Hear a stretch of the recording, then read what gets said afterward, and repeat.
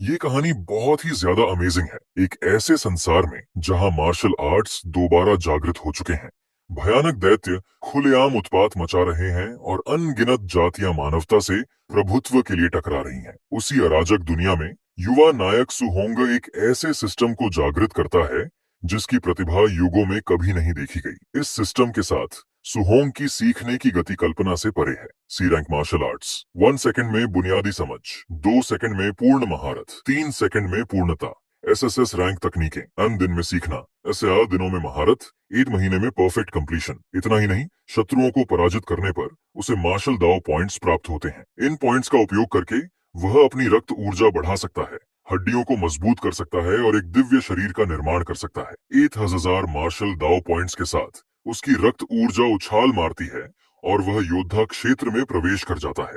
निरंतर संचय और बेजोड़ प्रतिभा के बल पर सिवी होंग धीरे धीरे संसार के शिखर पर चढ़ता है और अंततः अकेले दम पर 3000 सम्राटों को एक हाथ से कुचल देने वाला अस्तित्व बन जाता है। हमारी कहानी की शुरुआत दो लोगों के बीच चल रहे एक जबरदस्त मुक्केबाजी मुकाबले से होती है। इसके तुरंत बाद हम देखते हैं कि एक जोरदार मुक्का दूसरे व्यक्ति की बाह पर पड़ता है, जिसका असर बहुत तेज होता है। पता चलता है कि यह सुहोंग और उसका दोस्त एक कठिन प्रशिक्षण सत्र में हिस्सा ले रहे हैं। हमारे मुख्य किरदार का ट्रेनिंग पार्टनर दर्द से कराने लगता है क्योंकि वह वॉर बहुत जोरदार लग रहे थे। वह सुहोंग की मारखनी क्षमता की तारीफ करता और चिन को गुतदीश भी करता है और सुहोंग पुष्टि करता है कि उसने 2 दिन पहले ही सूक्ष्म स्तर हासिल किया था। और बस हमें इस दुनिया में मौजूद मार्शल आर्ट की महारत के 5 स्तरों का संक्षिप्त विवरण मिल जाता है।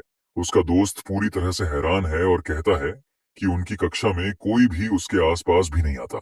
हमारा मुख्य किरदार प्रशिक्षण पर वापस जाने के लिए बेताब है, लेकिन उसका साथी आराम करने की गुहार लगाता है। वह हार मानकर चला जाता है और सुहोंग को पागल कहता है क्योंकि वह सिर्फ प्रशिक्षण ही करना चाहता है। बाहर जाते समय वह शिक्षक ली को अलविदा कहता है, जो बच्चे से बस इतना कहते हैं कि जाओ कमीज पहन लो। फिर शिक्षक हमारे नायक के पास आकर किसी गंभीर बात पर चर्चा करते हैं। वे पूछते हैं कि सुहोंग ने अभी तक जोदाले का प्रवेश का शुल्क क्यों नहीं चुकाया है। सुहोंग अपने पारिवारिक हालात के चलते और समय मांगता है, लेकिन शिक्षक कहता है कि वह कुछ नहीं कर सकता। अभ्यास खत्म होने के बाद जिम पूरी तरह खाली हो जाता है। सिर्फ सुहोंग ही अकेला अभ्यास कर रहा होता है। हमारा लड़का अकेला रह जाता है और $100 की फीस को लेकर परेशान और निराश होता है। उसे याद है कि जब वो मात्र 3 वर्ष का था तब उसके माता पिता का देहांत हो गया था। तब से वे अपनी चाची और चाचा के साथ रह रहा है, जो उसके प्रशिक्षण में पूरा सहयोग देते हैं। इस क्रोड़ दुनिया में मार्शल आर्टिस्ट बनना एक बेहद लाभदायक पेशा है।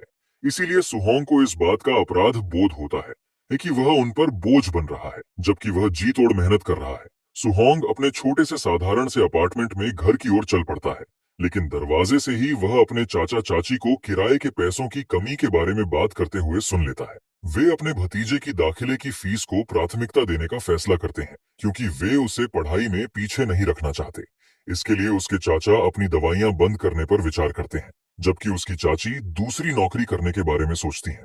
उनके द्वारा उसके लिए किए जा रहे इस बलिदान को सुनकर सुहोंग का दिल टूट जाता है। फिर भी वह उन्हें नए परेशान ना करने के लिए अपने चेहरे पर थप्पड़ मारकर जबरदस्ती मुस्कुराने की कोशिश करता है। अंदर आते ही सुहोंग सबका अभिवादन करता है और उसकी चाची देर से आने पर उसे डांटती है। वह अपने चाचा को संदेश देने की पेशकश करता है, लेकिन चाचा उसे बस आराम करने के लिए कहते हैं। फिर हमें हमारे हीरो के कमरे का दृश्य देखने को मिलता है। बिस्तर पर लेटे हुए और सोच विचार करते हुए वह फैसला करता है कि वह अपनी समस्याओं का समाधान खुद ही करेगा। ऐसा करने के लिए होंग को लगता है कि जल्दी पैसा कमाने का सिर्फ एक ही तरीका है। अगले दिन हमारा नायक एक छोटे से जंगल से घिरी एक बेहद आधुनिक इमारत की ओर बढ़ता है। यह जगह असल में एक अंडरग्राउंड फाइट क्लब है, जहां जीतने के अलावा कोई और नियम नहीं है। उद्घोषक रात के फाइटर मिनटोर का परिचय देता है, जो भेष बदले हुए सुहोंग के अलावा और कोई नहीं है। 60,000 का इनाम जीतने के लिए उसे लगातार 4 मुकाबले जीतने होंगे। भीड़ उस लड़के को देखती है और आपस में फुसफुसाती है कि वह जरूर नौसिखिया होगा। उद्घोषक महिला हमारे हीरो को भीड़ में जोश भरने के लिए कहती है, लेकिन उसे समझ नहीं आता कि क्या करें, तो वह समझाती है कि उसे सबको ताना मारना होगा। सुहोंग को बात समझ आ जाती है। इसके साथ ही वह चिल्लाता है कि वह अजय है और सभी कमजोरों को आगे आने का आह्वान करता है। दर्शक उसके अहंकार से हैरान हो जाते हैं और समझ जाते हैं कि वह ज्यादा देर तक टिक नहीं पाएगा। लेकिन इससे भीड़ में जोश भर जाता है और वे लड़ाई शुरू होने का बेसब्री से इंतजार करने लगते हैं। सुहोंग माहौल में तनाव महसूस करता है, लेकिन पैसे जीतने के लिए लड़ने पर ध्यान केंद्रित रखता है। जल्द ही चूहे का मुखौटा पहने एक आदमी सुहोंग का सामना करने के लिए रिंग में उतरता है। नायक अपने प्रतिद्वंदी का विश्लेषण करता है और उसकी रणनीति में कमजोरी ढूंढ लेता है। सुहोंग का ध्यान कहीं और होने का आभास होते ही प्रतिद्वंदी मुक्का मारने के लिए झटपट तैयार हो जाता है। सुहोंग चूहे का मुखौटा पहने उस व्यक्ति पर बिजली की तेजी से पलटवार करने के लिए अपनी मुट्ठी कस लेता है। अपने प्रतिद्वंदी के चेहरे पर एक सटीक मुक्के से हमारे नायक ने अपनी ताकत का प्रदर्शन किया। मुक्का इतना जोरदार था कि वह चूहा रिंग के पार जा गिरा। सुहोंग ने अपनी पहली जीत का जश्न मनाया और तुरंत अगले प्रतिद्वंदी को चुनौती दी। मिनेटर के शानदार प्रदर्शन पर दर्शक बेकाबू हो जाते हैं। एक नया योद्धा अखाड़े में प्रवेश करता है और कहता है कि इस बार हमारे नायक का भाग्य इतना अच्छा नहीं होगा। हमारा नायक उसे लड़ने के लिए चुनौती देता है, यह सोचकर कि वह इस योद्धा का उपयोग अपनी शक्ति का परीक्षण करने के लिए कर सकता है। विरोधी बिना समय बर्बाद किए सीधे हमारे नायक पर हमला कर देता है, लेकिन सुहोंग अपने मुक्के से उस व्यक्ति के प्रहार को रोक देता है, जिससे एक जबरदस्त झटका लगता है। विरोधी उसकी ताकत देखकर दंग रह जाता है, लेकिन हमारा नायक जानता है कि वह उससे कहीं अधिक शक्तिशाली है। मौका पाकर उसने उस ताकतवर आदमी के चेहरे पर जोरदार घूंसा मारा। सुहोंग ने देखा कि उस आदमी ने अपने घूंसे में बहुत ज्यादा ताकत लगा दी थी, जिससे उसकी कमर खुली रह गई थी। इसीलिए उसने इस मौके का फायदा उठाते हुए उसकी बगल में एक जोरदार लात मारी। वार इतना जोरदार था कि पहलवान अखाड़े से बाहर जा गिरा और बस इसी तरह हमारे नायक ने बिना किसी परेशानी के लगातार दूसरी जीत हासिल कर ली। वह अखाड़े में अकेला खड़ा है, अगले प्रतिद्वंदी के आने का इंतजार कर रहा है। एक आलीशान निजी कमरे में सूट पहने एक व्यक्ति कहता है कि मिनेटर एक प्रशिक्षु के हिसाब से काफी ताकतवर है। वह देखता है कि मिनेटर पहले ही 3 जीत हासिल कर चुका है और अगले मुकाबले में धांधली करने का फैसला करता है। उसी क्षण एक नकाबपोश योद्धा उसे चुनौती देता है और बॉस उसे अपनी असली ताकत छिपाने के लिए कहता है। इसी बीच हमारा नायक सोचता है कि अपनी नई मुक्केबाजी तकनीक से इन लोगों को हराना बहुत आसान था। वह फिर से ध्यान केंद्रित करता है, यह जानते हुए कि उसे 60,000 जीत के लक्ष्य तक पहुंचने में बस एक और जीत बाकी है। अचानक उसे अपना आखिरी प्रतिद्वंदी दिखाई देता है। भीड़ नए प्रतिद्वंदी को व्हाइट फॉक्स के रूप में पहचान लेती है। वह हंगामा मचा रहा है क्योंकि वह एक तरह का मार्शल आर्टिस्ट है, जो कि एक तरह से धोखा है। हमारा हीरो जानता है कि यह लड़ाई कठिन होने वाली है, लेकिन वह हारने के बारे में सोच भी नहीं सकता। व्हाइट एक छोटी सी घमंडी मुस्कान बिखेरता है, जिससे पता चलता है कि वह काफी आत्मविश्वास से भरा हुआ है। वह सुहांग से कहता है कि डरो मत, क्योंकि वह जानता है कि उसे कैसे आराम से हराना है। दोनों के रिंग में आने के बाद उद्घोषक अंतिम मैच की घोषणा करता है। घंटी बजते ही दोनों पूरी रफ्तार से एक दूसरे की ओर दौड़ पड़ते हैं। हमारा नायक पहले ही हमले में पूरी ताकत झोंकने का फैसला करता है। वह एक जोरदार मुक्का मारता है, लेकिन सफेद लोमड़ी भी उतने ही जोरदार मुक्के से उसे रोक देती है। सुहोंग उस शक्ति को महसूस करके दंग रह जाता है और समझ जाता है कि यह आदमी सिर्फ एक साधारण मार्शल आर्टिस्ट नहीं है। तभी उसे एहसास होता है कि यह आदमी असल में एक मार्शल आर्टिस्ट है जो अपनी ताकत छुपा रहा है। फिर सफेद लोमड़ी सुहोंग को ध्यान भटकने के लिए फटकार लगाती है। वह थंडर फिस्ट नामक एक प्रहार करता है जो हमारे नायक पर सीधा वार करता है। प्रहार इतना जबरदस्त होता है कि सुहोंग एक सच्चे मार्शल आर्टिस्ट की अपार शक्ति का अनुभव करता है। दर्शकों में मौजूद लोग इस तकनीक को पहचान लेते हैं और मिनोटर को पहले ही हारा हुआ मान लेते हैं। सफेद लोमड़ी लगातार हमला करती है, सुहांग को पलटवार करने और अपनी असली ताकत दिखाने के लिए उकसाती है। सुहांग सिर्फ बचाव कर सकता है, यह जानते हुए कि अगर यही सिलसिला जारी रहा तो वह हार जाएगा। उसे पलटवार करने का मौका ढूंढना होगा, लेकिन उसका प्रतिद्वंदी उसे जरा भी डील नहीं दे रहा है। एक पल की चूक में सफेद लोमड़ी का एक मुक्का हमारे नायक के बचाव को भेद देता है। वह मुक्का जबरदस्त ताकत से सीधे हमारे नायक के चेहरे पर लगता है। इस मुक्के से सुहोंग जमीन पर गिर पड़ता है और पूरी तरह से अचेत हो जाता है। जमीन पर पड़े सुहाग की चेतना हमले के बाद धीरे धीरे क्षीण होने लगती है। सफेद लोमड़ी उसके मुखौटे पर पैर रखती है और उसे बताती है कि उसे इनाम की एक भी रकम नहीं मिलेगी, लेकिन वह सुहांग को उनके साथ जुड़ने का प्रस्ताव देती है, जिसके तहत उसे इनाम की रकम मिल जाएगी। लेकिन हमारा नायक इस प्रस्ताव को ठुकरा देता है। फिर प्रतिद्वंदी उसे धमकी देता है और कहता है कि इनकार करने की कीमत वह नहीं चुका सकता। मैट पर गिरकर सु होंगंग मार्शल आर्टिस्ट के रूप में उनके सम्मान पर सवाल उठाता है। सफेद लोमड़ी अपना धैर्य खो बैठता है, यह देखकर कि अब बात करने के लिए कुछ बचा ही नहीं है। इसीलिए वह फैसला करता है कि वह सुहांग को इस कदर खत्म कर देगा कि वह फिर कभी लड़ ना सके। यह धमकी हमारे नायक के दिमाग में गूंजती रहती है जब वह अपने सपने के बारे में सोचता है। इसी के साथ सफेद लोमड़ी एक घूमती हुई लात मारकर लड़ाई खत्म करने के लिए आगे बढ़ती है, लेकिन सुहांग आखिरी क्षण में बच जाता है। व्हाइट फॉक्स चौंक जाता है। इतनी मार खाने के बाद भी हमारा नायक एक प्रचंड आभा से घिरा हुआ फिर से खड़ा हो जाता है। प्रतिद्वंद्वी यह देखकर दंग रह जाता है कि उसने उसके मुकों को सह लिया और अभी भी खड़ा है। दृढ़ संकल्प से प्रेरित होकर सुहांग अपने परिवार और उन सभी बलिदानों के बारे में सोचता है जो उन्होंने उसके सपने के लिए किए हैं। वह जानता है कि वह ऐसे भविष्य को स्वीकार नहीं कर सकता जिसमें वह उन सभी को निराश करे। अचानक एक रहस्यमय स्क्रीन प्रकट होती है और उससे पूछती है कि वह अपने विश्वास और परिवार के लिए क्या बलिदान देगा। फिर गुस्से से चीखते हुए सुहांग जवाब देता है कि वह सब कुछ कुर्बान कर देगा और उसके चारों ओर 10 लाख से अधिक मूल्य की एक आभा फूट पड़ती है। स्क्रीन पूछती है कि क्या वह कीमत चुकाने को तैयार है और हमारा नायक चिल्लाता है, हाँ। अचानक सुहांग एक अजीब डिजिटल दिखने वाले स्थान पर पहुंच जाता है। वह आश्चर्यचकित रह जाता है जब एक भयावह परछाई उभरती है। इसके सामने एक सुनहरी आकृति एक जबरदस्त उपस्थिति के साथ प्रकट होती है। यह आकृति कहती है कि वह उसे एक मौका देगी और फिर धीरे धीरे लुप्त होने लगती है। उस आकृति का सुनहरा प्रकाश हमारे नायक की ओर बढ़ता है और उसे पूरी तरह से घेर लेता है। उसके सामने एक सुनहरी सिस्टम स्क्रीन तैरती हुई दिखाई देती है। इसमें सुहांग के सभी गुण जैसे जीवन शक्ति, उत्साह और कौशल प्रदर्शित होते हैं। हमारा नायक उत्सुक हो जाता है और यह देखने के लिए स्क्रीन को छूता है कि क्या यह टच स्क्रीन है। उसकी उंगली सीधे पहले मिशन बटन पर जाती है, यह देखने के लिए कि यह किस बारे में है। मिशन फाइट फॉक्स को हराने और अपनी मार्शल आर्ट को बेहतर बनाने का एक ट्यूटोरियल है। सुहांग सोचता है कि बिगिनर्स गाइड क्या है, तभी उसका एक क्लोन प्रकट हो जाता है। बिना समय गंवाए क्लोन हमारे नायक पर झपट पड़ता है, लेकिन अपनी सहज प्रतिक्रिया से सुहांग क्लोन के मुक्के से बच जाता है। उसे एहसास होता है कि क्लोन अपनी वज्र मुट्ठी तकनीक का इस्तेमाल ठीक उसी तरह कर रहा है जैसा कि मैनुअल में बताया गया है। क्लोन को गुरु मानकर सुहाग ने सीखने का यह मौका गंवाने का फैसला किया।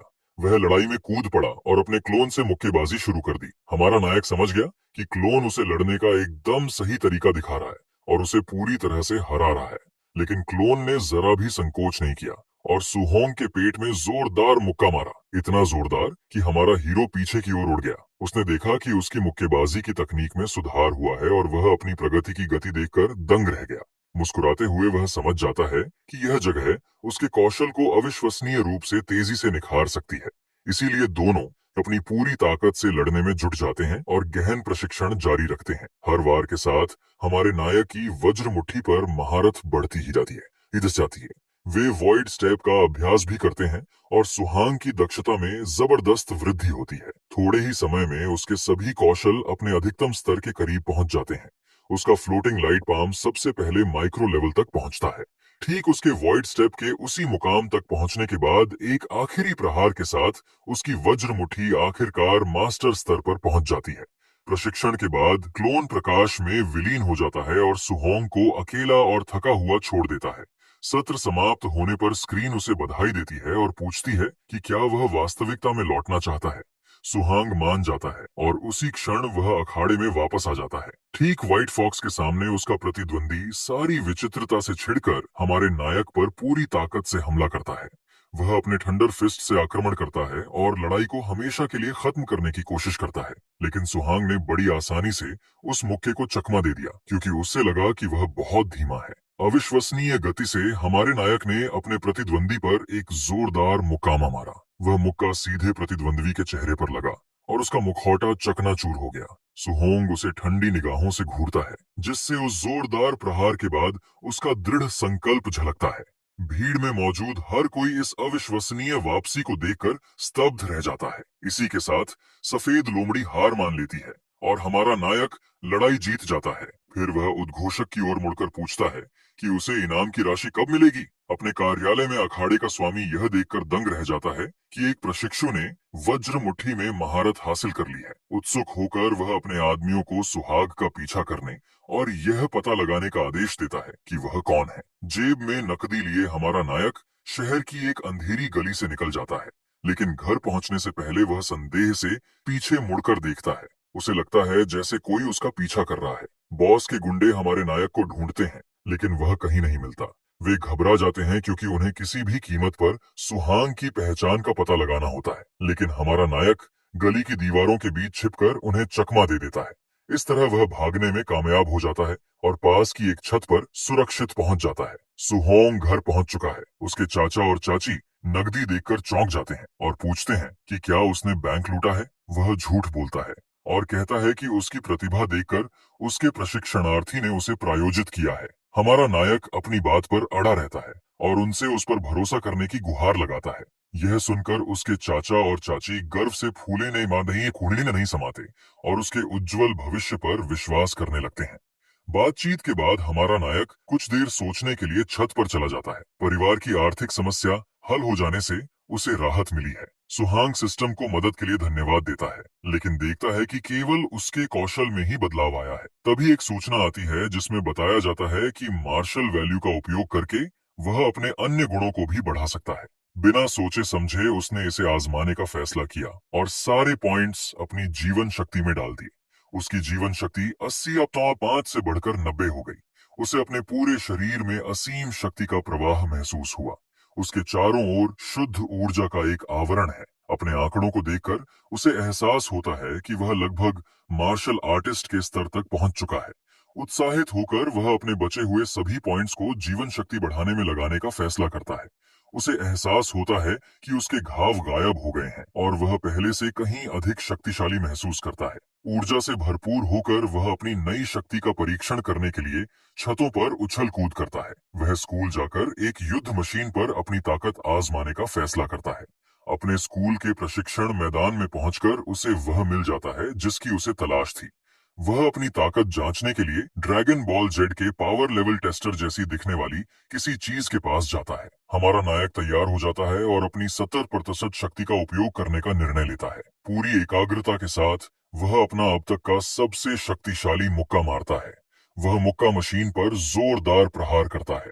वह अपने ही हमले की ताकत को लेकर थोड़ा चिंतित हो जाता है। मशीन पूरी तरह से टूट चुकी है और वह सोचता है कि क्या उसे इसकी भरपाई करनी पड़ेगी। शोर से लोगों का ध्यान आकर्षित होता है, इसीलिए हमारा नायक जितनी तेजी से हो सके भागने का फैसला करता है। तभी पजामा पहने एक बूढ़ा आदमी आता है और टूटी हुई मशीन को देखकर बेहद गुस्से में होता है। उसे तुरंत दो छात्रों चैन, शान और लीटू पर शक होता है। क्रोधित होकर बूढ़े व्यक्ति ने स्कूल शुरू होते ही इसके लिए जिम्मेदार व्यक्ति को सबक सिखाने की। अब हमारा सीन शिफ्ट होकर मॉर्निंग में star city number 1 high school gymnasium पर आता है।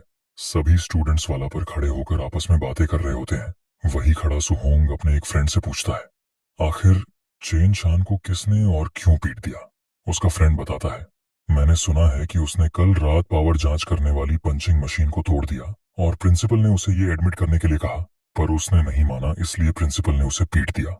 वो ऑनवर्ड तरह से कहता है तो इसका ब्लेम उसके ऊपर लगा। तभी प्रिंसिपल अभी को शांत रहने को कहता है और पाने पास खड़े पर्सन को इंट्रोड्यूस करते हुए कहता है, आज मैंने अपने ओल्ड कॉमरेड को इनवाइट किया है जो कि मार्शल आर्टिस्ट के तीसरी टायर का पर्सन चेंतियान है, और आज ये तुम सभी को सी रैंक मार्शल आर्ट थंडर रस फीस्ट सिखाएंगे, इसलिए सभी लोग अपना ध्यान यहाँ रखें। सभी स्टूडेंट्स चेंतियान को देख कहते हैं, ये मेरी पहली बार है जब मैं किसी टियर 3 मार्शल आर्टिस्ट को देख रहा हूँ। बाहरी डोजो में सिखाई जाने वाली सी रैंक मार्शल आर्ट्स की फीस लाखों में होती है। सुहोंग थंडर फीस्ट का नाम सुन सोचता है, ये तो सच में थंडर रश फिस्ट है।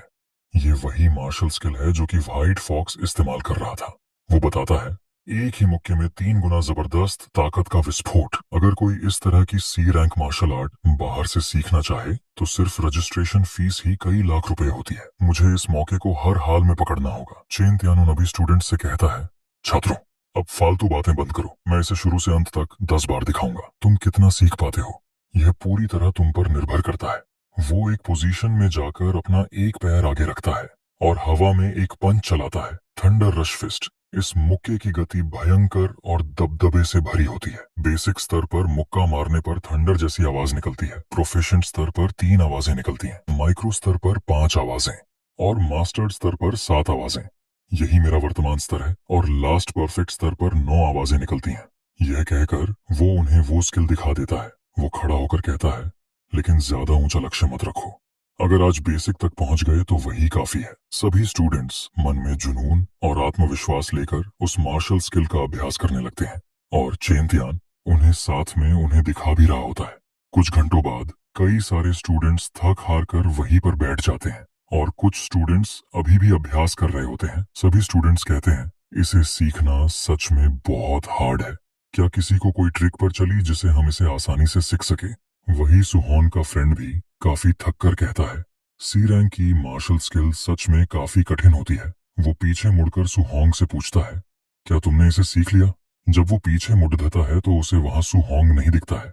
वो हैरानी से कहता है, आखिर वो कहाँ चला गया? तभी एक स्टूडेंट खुश होकर कहता है, मैंने इसका बेसिक लेवल सीख लिया। सुहोंग का फ्रेंड उसे देख कहता है, तभी चेन शान को एक रियल जीनियस कहा जाता है। आखिर उसका ब्रेन किस चीज से बना है जिससे उसने इसे इतने आसानी से सीख लिया? वही प्रिंसिपल भी उसकी इस प्रोग्रेस को देख खुशी से चेनतियान से कहता है, ये हमारे स्कूल का नंबर 1 जीनियस है। क्या तुम उसे गाइड करने के लिए रुचि रखते हो? चेनतियान प्रिंसिपल से कहता है, ये तुम्हारे स्कूल में जीनियस है, लेकिन ये दूसरे स्कूल में बिल्कुल बिल्कुल नॉर्मल है। वही सभी स्टूडेंट्स चेन शान को सबसे पहले बेसिक लेवल पर पहुंचने की बधाई दे रहे होते हैं। चेनतियान और प्रिंसिपल जिम्नेशियम में बाहर निकल आते हैं। चेनतियान प्रिंसिपल से कहता है, ओल्डली, तुम्हारे इस बैच के छात्र बेकार हैं। मुझे यहाँ आकर समय ही बर्बाद करना पड़ा। प्रिंसिपल उससे कहता है, अगर कोई एक भी बेसिक लेवल तक पहुंच जाए तो वही बहुत है। और तुम टॉप टियर जीनियस खोजने की उम्मीद कर रहे हो? चेनतियान वापस से कहते हैं, मार्शल डाओ की कल्टीवेशन बेहद निर्दयी होती है। यहाँ टैलेंट सबसे ज्यादा मायने रखता है। सिर्फ मेहनत के भरोसे बिना मौके और किस्मत के आगे बढ़ना नामुमकिन है। तभी वे दोनों कुछ सुन एकदम हैरान रह जाते हैं। चेनतियान सुहोंग को देख कहते हैं, 7 आवाजों वाली थंडर रश फिस्ट, क्या तुम्हारे स्कूल में ऐसा एक्सपर्ट भी है? प्रिंसिपल भी हैरानी से कहता है, नामुमकिन, मैंने तो कभी इसके बारे में सुना ही नहीं। उन कपड़ों को देखो, वो तो एक स्टूडेंट है। वही सुहोंग थंडर फीस्ट परफॉर्म कर रहा होता है। चेनतियान उससे कहते हैं, मैंने सिर्फ आधा दिन सिखाया और कोई छात्र सीधे मास्टर्ड लेवल तक पहुंच गया। प्रिंसिपल कहते हैं, 9 आवाजें। क्या मैंने गलत सुना? जब वो चेनतियान को देखता है तो वो उसे कांपता पाता है। वो कहता है, ओल्ड चेन, आखिर तुम्हारे साथ क्या गलत है? आखिर तुम इस तरह कांप क्यों रहे हो? चेनतियान खुश होकर कहता है, मैं समझ गया, अब सब मुझे समझ में आ गया। वो अपनी फिस्ट बनाता है जिससे येलो थंडर निकल रहा होता है। वो अपनी फीस्ट हवा में चला देता है जिससे एड बार थंडर की आवाज आती है। प्रिंसिपल हैरानी से कहता है, 8 आवाजें। ओल्ड चेन, तुम ब्रेक थ्रू कर गए। चेनतियान बताता है, अभी जो थंडर रश फिस्ट मैंने देखी उसी से मुझे प्रेरणा मिली। अगर वह ना होता तो शायद मैं इस पूरी जिंदगी में कभी ब्रेक थ्रू नहीं कर पाता। वो दोनों आगे बढ़कर कहते हैं, अब समय आ गया है उससे बात करने का। जल्दी चलो और पता करो कि वो कौन स्टूडेंट था। जब वे वहां पहुंचते हैं तो उन्हें वहां पर सुहोंग नहीं दिखता। वे कहते हैं, आखिर वो कहां चला गया? अब हमें हमारा हीरो दिखाया जाता है जो कि प्रैक्टिस करने के लिए किसी हॉल की ओर जा रहा होता है। वो अपने हाथ को स्ट्रेच कर कहता है, मुझे बिल्कुल उम्मीद नहीं थी कि एक सी रैंक मार्शल स्किल की कल्टीवेशन इतनी थका देने वाली होगी। ये तो डी रैंक वज्र फिस्ट से भी कई गुना ज्यादा कठिन है। लेकिन अब मेरी thunder rush fist perfect realm तक पहुंच चुकी है। अब अगला कदम मार्शल वैल्यू कमाना और जल्द से जल्द मार्शल आर्टिस्ट बनने के लिए ब्रेक थ्रू करना है। वो सिस्टम में अपनी प्रोफाइल देखता है। उसकी vitality 91.7, one spirit 23, physique mortal body 3% होती है। उसके पास martial skills thunder rush fist जो कि परफेक्ट लेवल पर होती है और वही वज्र फिस्ट मास्टर्ड लेवल पर होता है और करंट में उसके पास मार्शल वैल्यू 0 होती है। वो अपनी प्रोफाइल को देख कहता है, पिछली बार जैसी जिंदगी मौत की लड़ाई नहीं। अगर मैं किसी से सिर्फ नॉर्मल स्पैर करूं तो क्या मुझे मार्शल वैल्यू मिलेगी? वो यह सोचते सोचते रेजिंग थंडर डोजो पर आ जाता है। वो वहां पर आकर कहता है, मैं यहाँ अपनी मार्शल वैल्यू बढ़ा सकता हूँ। हॉल के सभी आपस में एक दूसरे से स्पार कर रहे होते हैं। एक बंदा सुहोन के पास आकर उससे पूछता है, आखिर तुम यहाँ कल क्यों नहीं आए थे? वही एक बंदा सभी से कहता है, आज के लिए काफी हो गया, अब मैं प्रैक्टिस नहीं कर सकता। काल करे सो आज कर, आज करे सो अब। पल में प्रलय आएगा। भाई, तू सब्सक्राइब करेगा कब? वहीं हमें एक पर्पल हेयर वाला बंदा दिखता है जो कि आकर किसी को लात मारकर नीचे गिरा देता है। वो गुस्से में आकर उससे कहता है, क्या कहा? मेरे टीचर ठीक से नहीं सिखाते? अगर तुम्हारी समझ कमजोर है तो मान लो, यहां बहाने मत बनाओ। सो हॉन्ग अपने पास खड़े बंदे से पूछता है, वहां क्या हो रहा है? वो बंदा फुसफुसाते बताता है, तुम लोग हाल ही में आए नहीं हो इसलिए नहीं जानते। उसका टीचर नया आया इंस्ट्रक्टर है, बेहद ताकतवर, लेकिन वो हम जैसे आम लोगों को नीची नजर से देखता है और क्लास भी बस नाम के लिए पढ़ाता है। और उसका डिसिपल है ये ली यान, और वो भी बेहद ताकतवर है। वही ली यान उस बंदे को गले से पकड़कर हुआ में उठा लेता है और वो बंदा उसके हाथों में कांप रहा होता है। ली यान उस पर अटैक करते हुए कहता है, तुम अपने इतने कम लेवल के साथ मुझे चुनौती दे रहे हो। तभी कोई आकर उसके पंच को रोक लेता है। वो बंदा हमारा हीरो होता है। वो ली यान से कहता है, बस यहीं तक दोस्त। ली यान अपने पंच को रोक जाने की वजह से गुस्सा हो जाता है और वो उससे पूछता है, आखिर तुम कौन हो? मेरा हाथ छोड़ो। अगर तुम्हारे पास गट्स है तो चलो मेरे साथ एरिना में जाकर 1-on-1 स्पार करो। सुहोंग उसकी बात मान लेता है। तभी उसका टीचर आ जाता है। वो आकर कहता है, आखिर यहाँ क्या चल रहा है? सभी शांत हो जाओ क्योंकि अब क्लास शुरू होने वाली है। लियान जाते हुए कहता है, आज तुम काफी किस्मत वाले हो। सुहोंग उस देख कहता है, ये पर्सन बहुत ज्यादा एरोगेंट है। टीचर एक स्पेयर लेकर कहता है, आज आखिरी दिन है जब मैं तुम्हें रेजिंग सी स्पीयर टेक्निक सिखा रहा हूं। हमारा वही पुराना नियम होगा, मैं इसे सिर्फ एक बार ही दिखाऊंगा। वो यह कहकर सभी को स्पेयर परफॉर्म करके दिखाने लगता है। वो टीचर मन ही मन उन सभी को देख सोचता है, सिर्फ एक बार दिखाकर मुझे नहीं लगता तुम लोग इसे सीख पाओगे। वही सुहोंग आराम से स्पेयर की टेक्निक को देख रहा होता है। वो आराम से उसके सारे मूव देख पा रहा होता है और उसे समझ भी पा रहा होता है। वो टीचर अपने स्पेयर को नीचे फेंक कहता है, ठीक है, तुम कितना सीखते हो ये पूरी तरह तुम पर निर्भर है। वो ये कहकर वहां से चला जाता है। सभी स्टूडेंट्स उस पर गुस्से से कहते हैं, सिर्फ एक बार डेमोन्स्ट्रेशन, ये तो खुला धोखा है। पीछे खड़े लोग ठीक से देख भी नहीं पा रहे।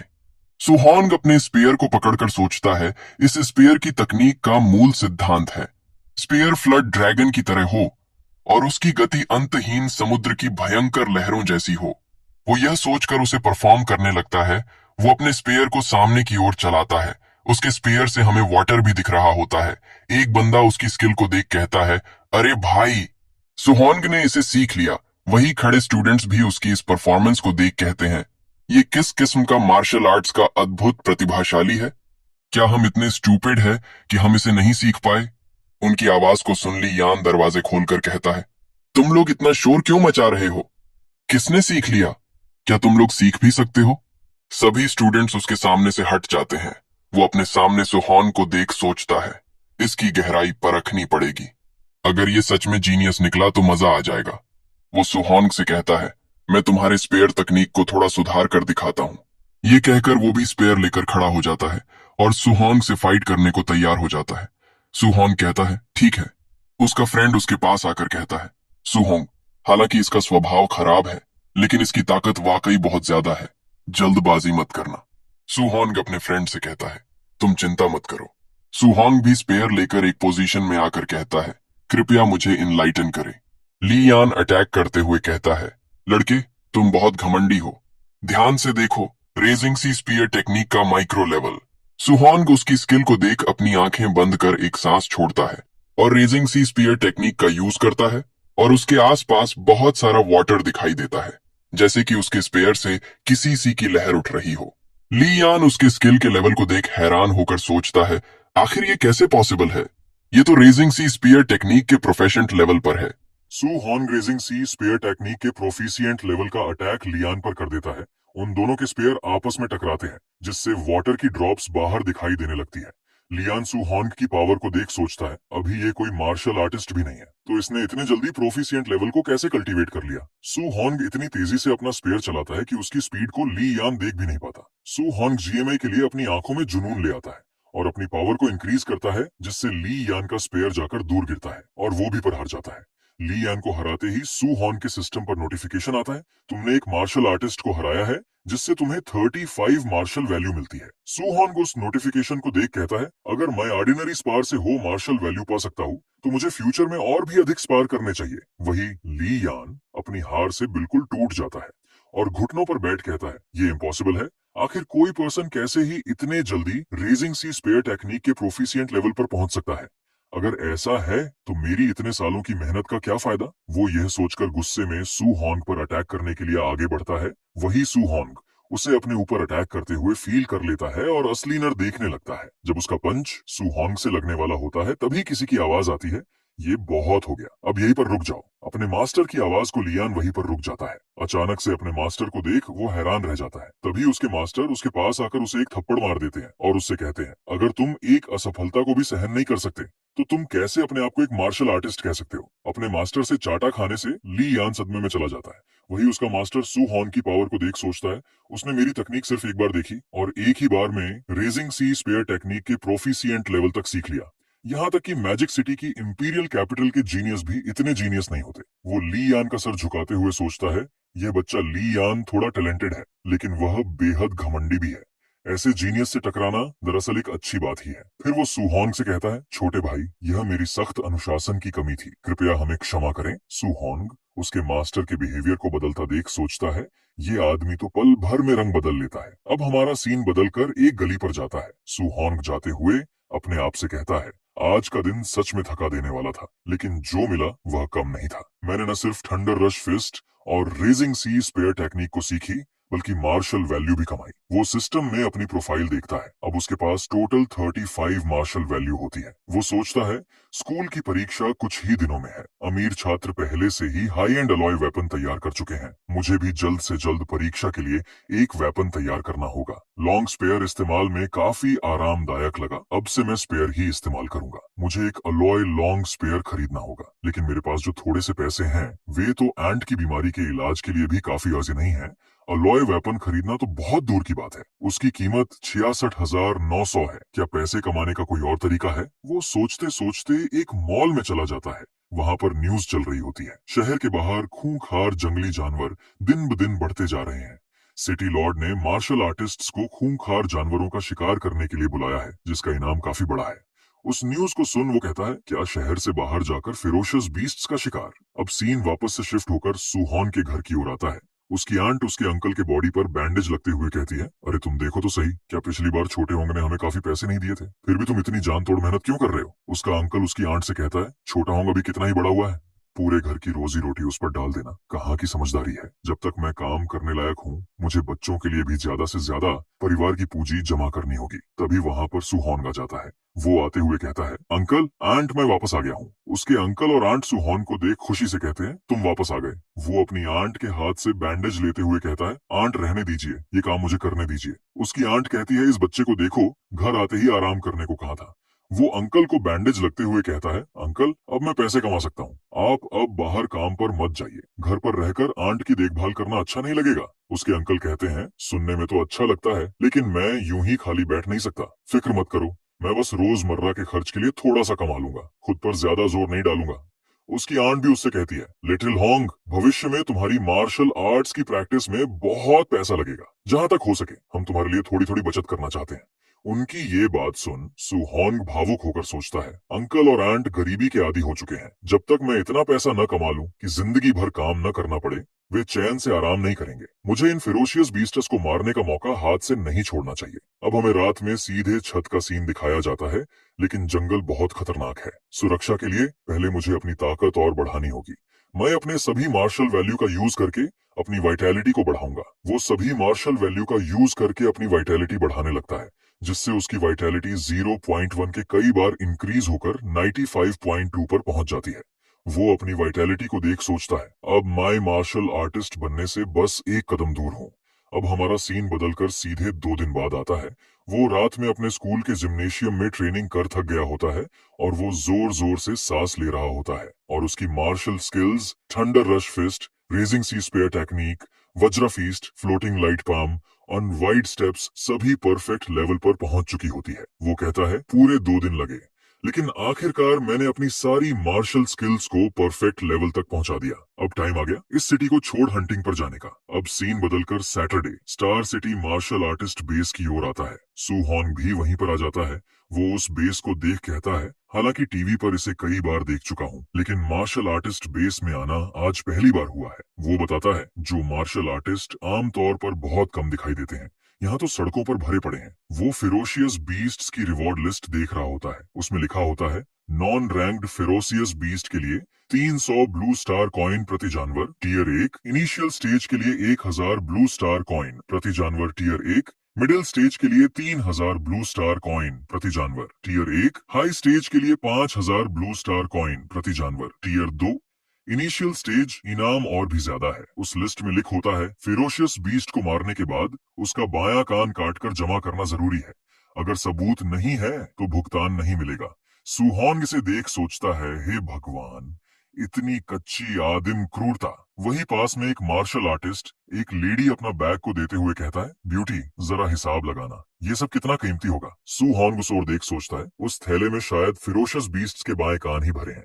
तभी साइड से आवाज आती है, हटो, रास्ता खाली करो। उस आवाज को सुन सुहोंग भी उसी ओर देखने लगता है। एक ग्रुप अपने पीछे एक बहुत बड़ा बैग कैरी किए होता है। उस ग्रुप के मेंबर्स कहते हैं, क्या दिखता नहीं है यंग मास्टर, ये आ चुके हैं। सुहोंग यंग मास्टर ये को देख सोचता है, ये पहनावा, ये आभा थोड़ा सा अंडरग्राउंड बॉक्सिंग अरीना के व्हाइट फॉक्स जैसा नहीं लग रहा। सभी मार्शल आर्टिस्ट उसे देख कहते हैं, ये नाटक क्यों कर रहे हैं? अगर इसका अंकल इस बेस का इंचार्ज न होता तो मैं इसे कब का एक थप्पड़ मार चुका होता। सुना है कुछ दिन पहले इसे किसी ने बुरी तरह पीटा था, बहुत सुकून मिला होगा।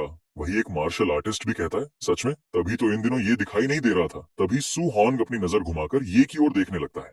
ये भी अपनी तिरछी नजर कर सुहोंग की ओर देखता है। सुहोंग इस पर ज्यादा ध्यान नहीं देता और अपने रास्ते हो जाता है। वो जाते हुए कहता है, यहाँ पर ज्यादा खतरा फेरोशियस बीस्टस से नहीं बल्कि ह्यूमन से है। मुझे सोच समझकर आगे बढ़ना चाहिए। वो एंट्रेंस पर चला जाता है। एक गार्ड उससे पूछता है, तो बच्चे तुम पहली बार और अकेले वाइल्डरनेस में जा रहे हो? सुहोंग इस पर कहता है, हाँ। वो गार्ड सुहोंग को देख सोचता है, एक और घमंडी फियरलेस बच्चा जो अपने आप को ज्यादा आंकता है। सुहोंग उसकी बात पर ध्यान न देकर सीधे वाइल्डरनेस की ओर बढ़ जाता है। जब वो वाइल्डरनेस में एंटर करता है तो वो हैरान रह जाता है। वहां पर बहुत ज्यादा ग्रीनरी होती है। वो सोचता है, मैं अपनी पूरी तैयारी करके आया हूँ। अब सीधे 2 घंटे बाद सीन आता है। सुहोंग बीस्ट को ढूंढते हुए थक जाता है। वो कहता है, मैं इतने टाइम से फेरोशियस बीस्टस को ढूंढ रहा हूँ, पर मुझे अब तक एक भी नहीं मिला। क्या अभी बीस्ट्स मारे जा चुके हैं? लगता है मुझे फॉरेस्ट के और अंदर जाना पड़ेगा। तभी वो कुछ देख हैरान रह जाता है। अचानक से उसे अपने सामने एक वुल्फ दिखता है। वो उसे देख सोचता है, ये वही होना चाहिए टेक्स्ट बुक में बताया गया था, tier 1 initial stage ferocious beast Nethermoon wolf के बारे में। जिंदा हालत में इसे मैं पहली बार देख रहा हूँ। किताबों में ये बस एक नाम और तस्वीर था, लेकिन सामने खड़ा ये दरिंदा पूरी तरह अलग ही दबाव दे रहा है। आंखों में ठंडी चांदनी जैसी चमक, शरीर से निकलती जानलेवा आभा। ये कोई साधारण फेरोशियस बीस्ट नहीं है। अगर मैं इसे गिरा सका तो ये साबित हो जाएगा कि मैं सच में मार्शल आर्टिस्ट बनने के करीब हूँ। तभी वो नेदरमून वुल्फ अपना जबड़ा फाड़कर सुहोंग पर अटैक कर देता है। अचानक से उसे अपने इतने पास देख सुहोंग हैरान रह जाता है और वो भी अटैक करने के लिए आगे बढ़ जाता है। वो वुल्फ सुहोंग पर अटैक कर देता है। सुहोंग नीचे झुककर उसके अटैक से डोज करता है और अपने फीस्ट में येलो थंडर कलेक्ट कर लेता है और नीचे झुक उस पर अपनी वज्रा फीस्ट से अटैक कर देता है। एक ही अटैक में उस वुल्फ की हालत खराब हो जाती है और वो जाकर एक पेड़ से टकराता है। उसी पंच से उसके प्राण पखेरु उड़ जाते हैं और वो वहीं पर मारा जाता है। सुहोंग के फीस्ट में अभी भी हम उसी येलो थंडर को देख पाते हैं। वो अपने हाथ को देख सोचता है, तो क्या राक्षसों से लड़ना ऐसा महसूस होता है? ये मेरी कल्पना से भी ज्यादा रोमांचक है। फाइट की वजह से उसका हाथ कांप रहा होता है। वो अपने हाथ को कांपते हुए देखता है, फिर अपनी फीस्ट को बांधकर कहता है, अब मैं टियर 1 के शुरुआती स्तर के फेरोशियस बीस्ट्स को एक ही बार में मार सकता हूँ। अगर टियर 1 के मिडिल स्टेज के बीस्ट से सामना हो तो मैं कैसा करूंगा? वो अभी यही सोच रहा होता है। तभी हमें उसके पीछे से किसी फेरोशियस बीस्ट की आंखें चमकते हुए दिखती है, जो कि अटैक करने के लिए तैयार होता है। और जब वो देखता है कि सुहोंग का ध्यान कहीं और है, तो जल्दी से मौका पाकर उस पर अटैक करने के लिए आगे बढ़ता है। वो बीस्ट टियर 1 के मिडिल स्टेज का बीस्ट रेजिंग बीस्ट बियर होता है। वो अपनी फुल पावर से सुहोंग पर अटैक कर देता है। तभी हमें धाम धूम धड़ाक की आवाज आती है और हमें अगली सीन में वो बियर नीचे पड़ा दिखता है और हम सुहोंग के फीस्ट से उसी येलो थंडर को निकलते हुए देखते हैं। वो अपने कुछ ही पंचेस से उसे धराशाही कर देता है। उसे गिराकर वो कहता है, ऐसा लगता है कि मेरी मौजूदा ताकत के साथ जब तक मैं टियर 2 के बीस्ट को उकसाऊं नहीं, मुझे ज्यादा खतरे का सामना नहीं करना पड़ेगा। वो उसके ईयर को काटते हुए कहता है, अब इसके ईयर के साथ मेरी 3000 प्राइज मनी सुरक्षित हो गई है। उन बीस्ट के मारते ही उसके सिस्टम से नोटिफिकेशन आता है, अब तुम्हारे पास इतने मार्शल वैल्यू पॉइंट है कि तुम उनका यूज कर मार्शल आर्टिस्ट बन सकते हो। कृपया अपने आप को जल्दी से मार्शल आर्टिस्ट में अपग्रेड करें। उस नोटिफिकेशन को देख सुहोंग सोचता है, अब मैं आखिरकार ब्रेक थ्रू करके मार्शल आर्टिस्ट बन सकता हूँ। तभी उसे किसी पावरफुल बीस्ट के ऑरा का प्रेशर फील होता है। उस भयानक प्रेशर को देख वो घबरा जाता है और पीछे मुड़कर सोचता है, इतना इंटेंस ऑरा, आखिर ये कौन सा फेरोशियस बीस्ट है। वो ये सभी सोचकर उसी दिशा की ओर बढ़ने लगता है।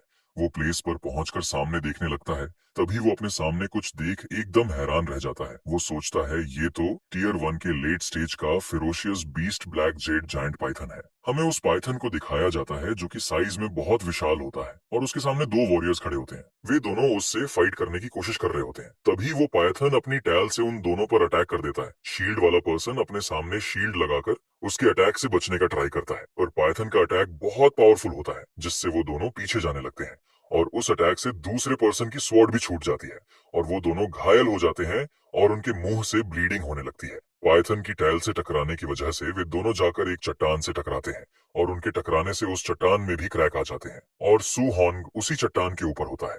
उसकी इतनी पावर को देख सू हॉन्ग भी हैरान रह जाता है। तभी उस पाइथन की नजर भी सू हॉन्ग पर पड़ जाती है, जिससे वो सू हॉन्ग पर भी अटैक करने लगता है। सू हॉन्ग जंप कर उसके पहले अटैक से अपने आप को बचा लेता है। अभी सू हॉन्ग हवा में ही होता है, तभी वो पाइथन अपनी टैल से उस पर अटैक कर देता है। सू हॉन्ग उसकी इतनी स्पीड को देख दंग रह जाता है। वो अपने सामने जल्दी से हाथ लाकर अपने आप को उसके अटैक से बचाता है। उस अटैक से सू हॉन्ग घायल हो जाता है और उसके मुंह से ब्लीडिंग होने लगती है। वो अपने ब्लड को पहुंचता है, उसके सामने किसी वॉरियर की बॉडी पड़ी होती है। तभी उसकी नजर अपने सामने पड़े स्पेयर पे पड़ती है। वो स्पेयर को लेते हुए कहता है, मैं तुम्हारा ये स्पेयर थोड़े टाइम के लिए उधार ले रहा हूँ। वो स्पेयर को लेकर वापस से पाइथन से भिड़ने के लिए तैयार हो जाता है और वही पाइथन भी उससे फाइट करने के लिए तैयार होता है। पाइथन एडवांटेज लेने के लिए जल्दी से अटैक करने के लिए आगे बढ़ता है। सू हॉन्ग साइड होकर उसके अटैक से बचता है। वो मन ही मन सोचता है, आमतौर पर टीयर 1 के लेट स्टेज के बीस्ट को मारने के लिए उसी स्तर के कई मार्शल आर्टिस्टों की टीम की जरूरत पड़ती है, लेकिन मेरी सभी मार्शल तकनीकें परफेक्ट लेवल तक पहुंच चुकी हैं, जिससे मैं टीयर 1 के मिडिल स्टेज के रेजिंग ब्लैक बियर को आसानी से मार सका। वो यह सोचते सोचते पाइथन से अपनी दूरी बना लेता है और पीछे जाकर एक पेड़ पर लात मारकर अपने आप को इस पाइथन की ओर उछालता है। वो अटैक करते हुए सोचता है, इसीलिए अभी मैं ब्लैक जेड जायंट पाइथन से लड़ने की क्षमता रखता हूँ, और वो एयर में ही अपने वॉइड स्टेप परफेक्ट स्किल का यूज कर उसकी ओर आगे बढ़ता है। वो अपने रेजिंग सी स्पेयर टेक्निक का यूज कर उस पर अटैक कर देता है।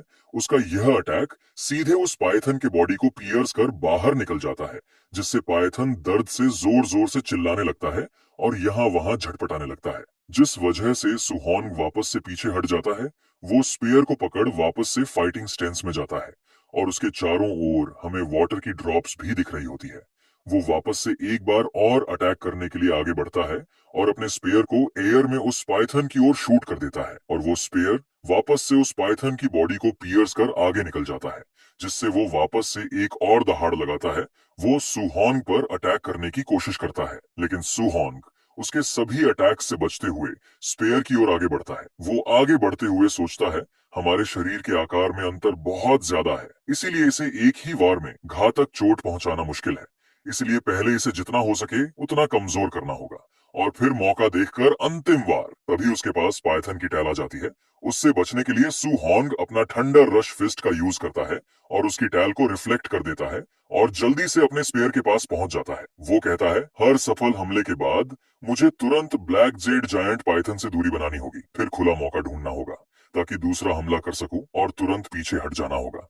इस तरह की लड़ाई थोड़ी थकाने वाली जरूर है। हम देखते हैं कि वो दोनों फाइट करने की वजह से थक गए होते हैं और वही वो पाइथन भी चोटों की वजह से कांपने लगता है। उसे कांपता देख सू हॉन कहता है, ऐसा लगता है ये भी अब अपनी सीमा के करीब पहुंच चुका है। अब बस मुझे इसे कुछ और बार घुमाकर चकमा देना होगा, इसके बाद मैं इसे आसानी से खत्म कर पाऊंगा। वो अपने स्पेयर को लेकर उस पर अटैक करने के लिए जाने ही वाला होता है, तभी उसे अपने पीछे से डेंजर सा महसूस होता है।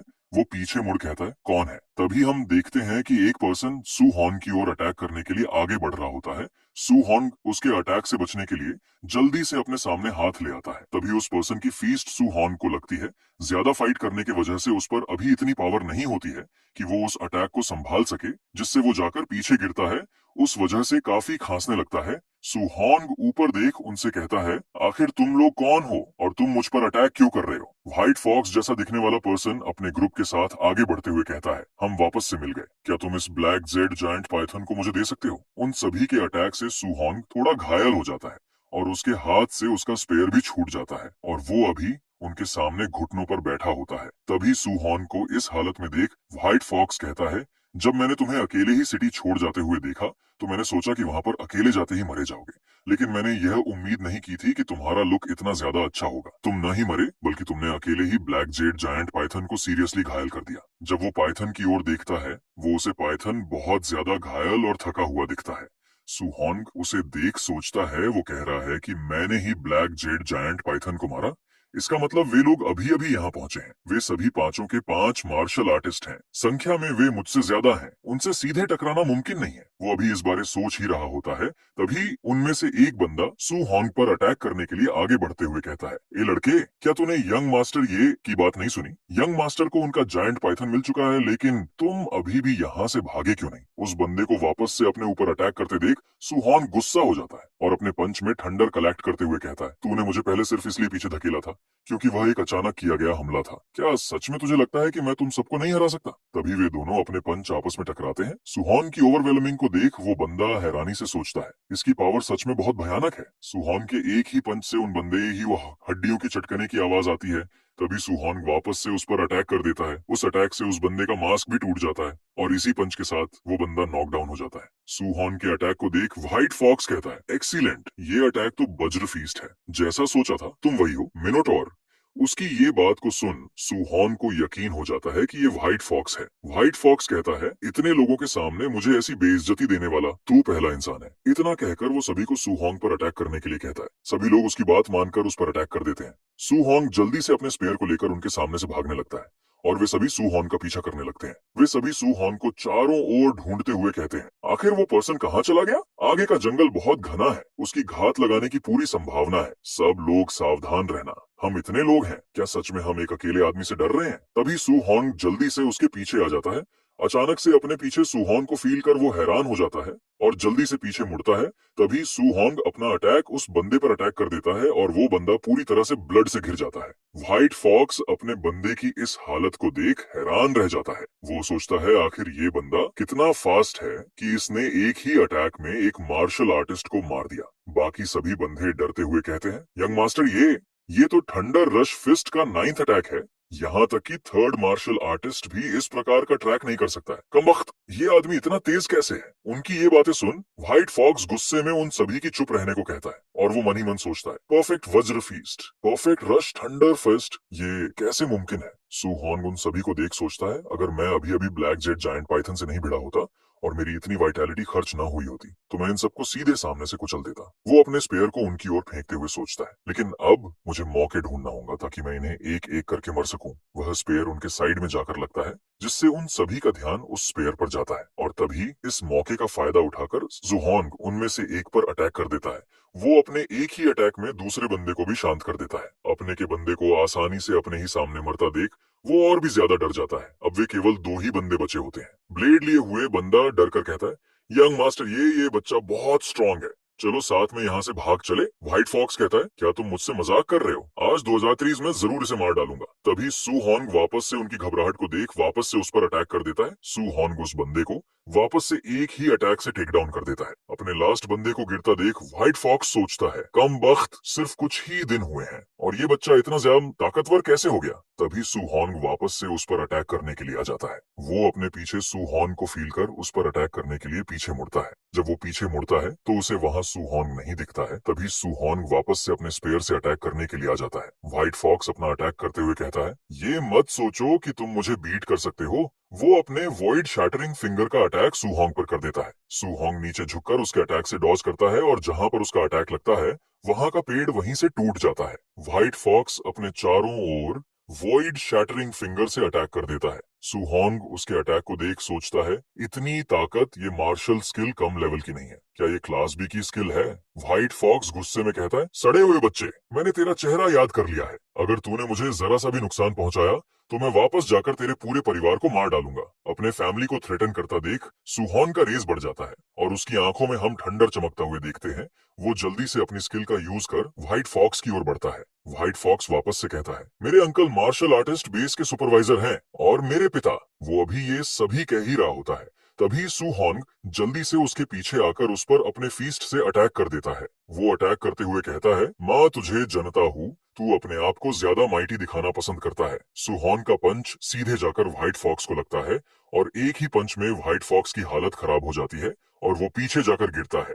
जहां पर व्हाइट फॉक्स गिरता है वहां पर चारों ओर धुंध फैल जाती है। तभी सू हॉन्ग अपनी फुल पावर के साथ उसके पास आकर कहता है, तुम्हें मुझे मेरी फैमिली से थ्रेटन नहीं करना चाहिए था। व्हाइट फॉक्स की हालत एक ही पंच में खराब हो जाती है और उसके मुंह से ब्लड आने लगता है और वो हड़बड़ाते हुए कहता है, आखिर तुम इतने ताकतवर कैसे हो सकते हो? ये नामुमकिन है, तुम तो साफ तौर पर अब तक मार्शल आर्टिस्ट भी नहीं बने हो, आखिर तुम हो क्या? तभी उसके पीछे वो पाइथन आ जाता है और वो उसके पीछे आकर एक जोर की रोर लगाता है।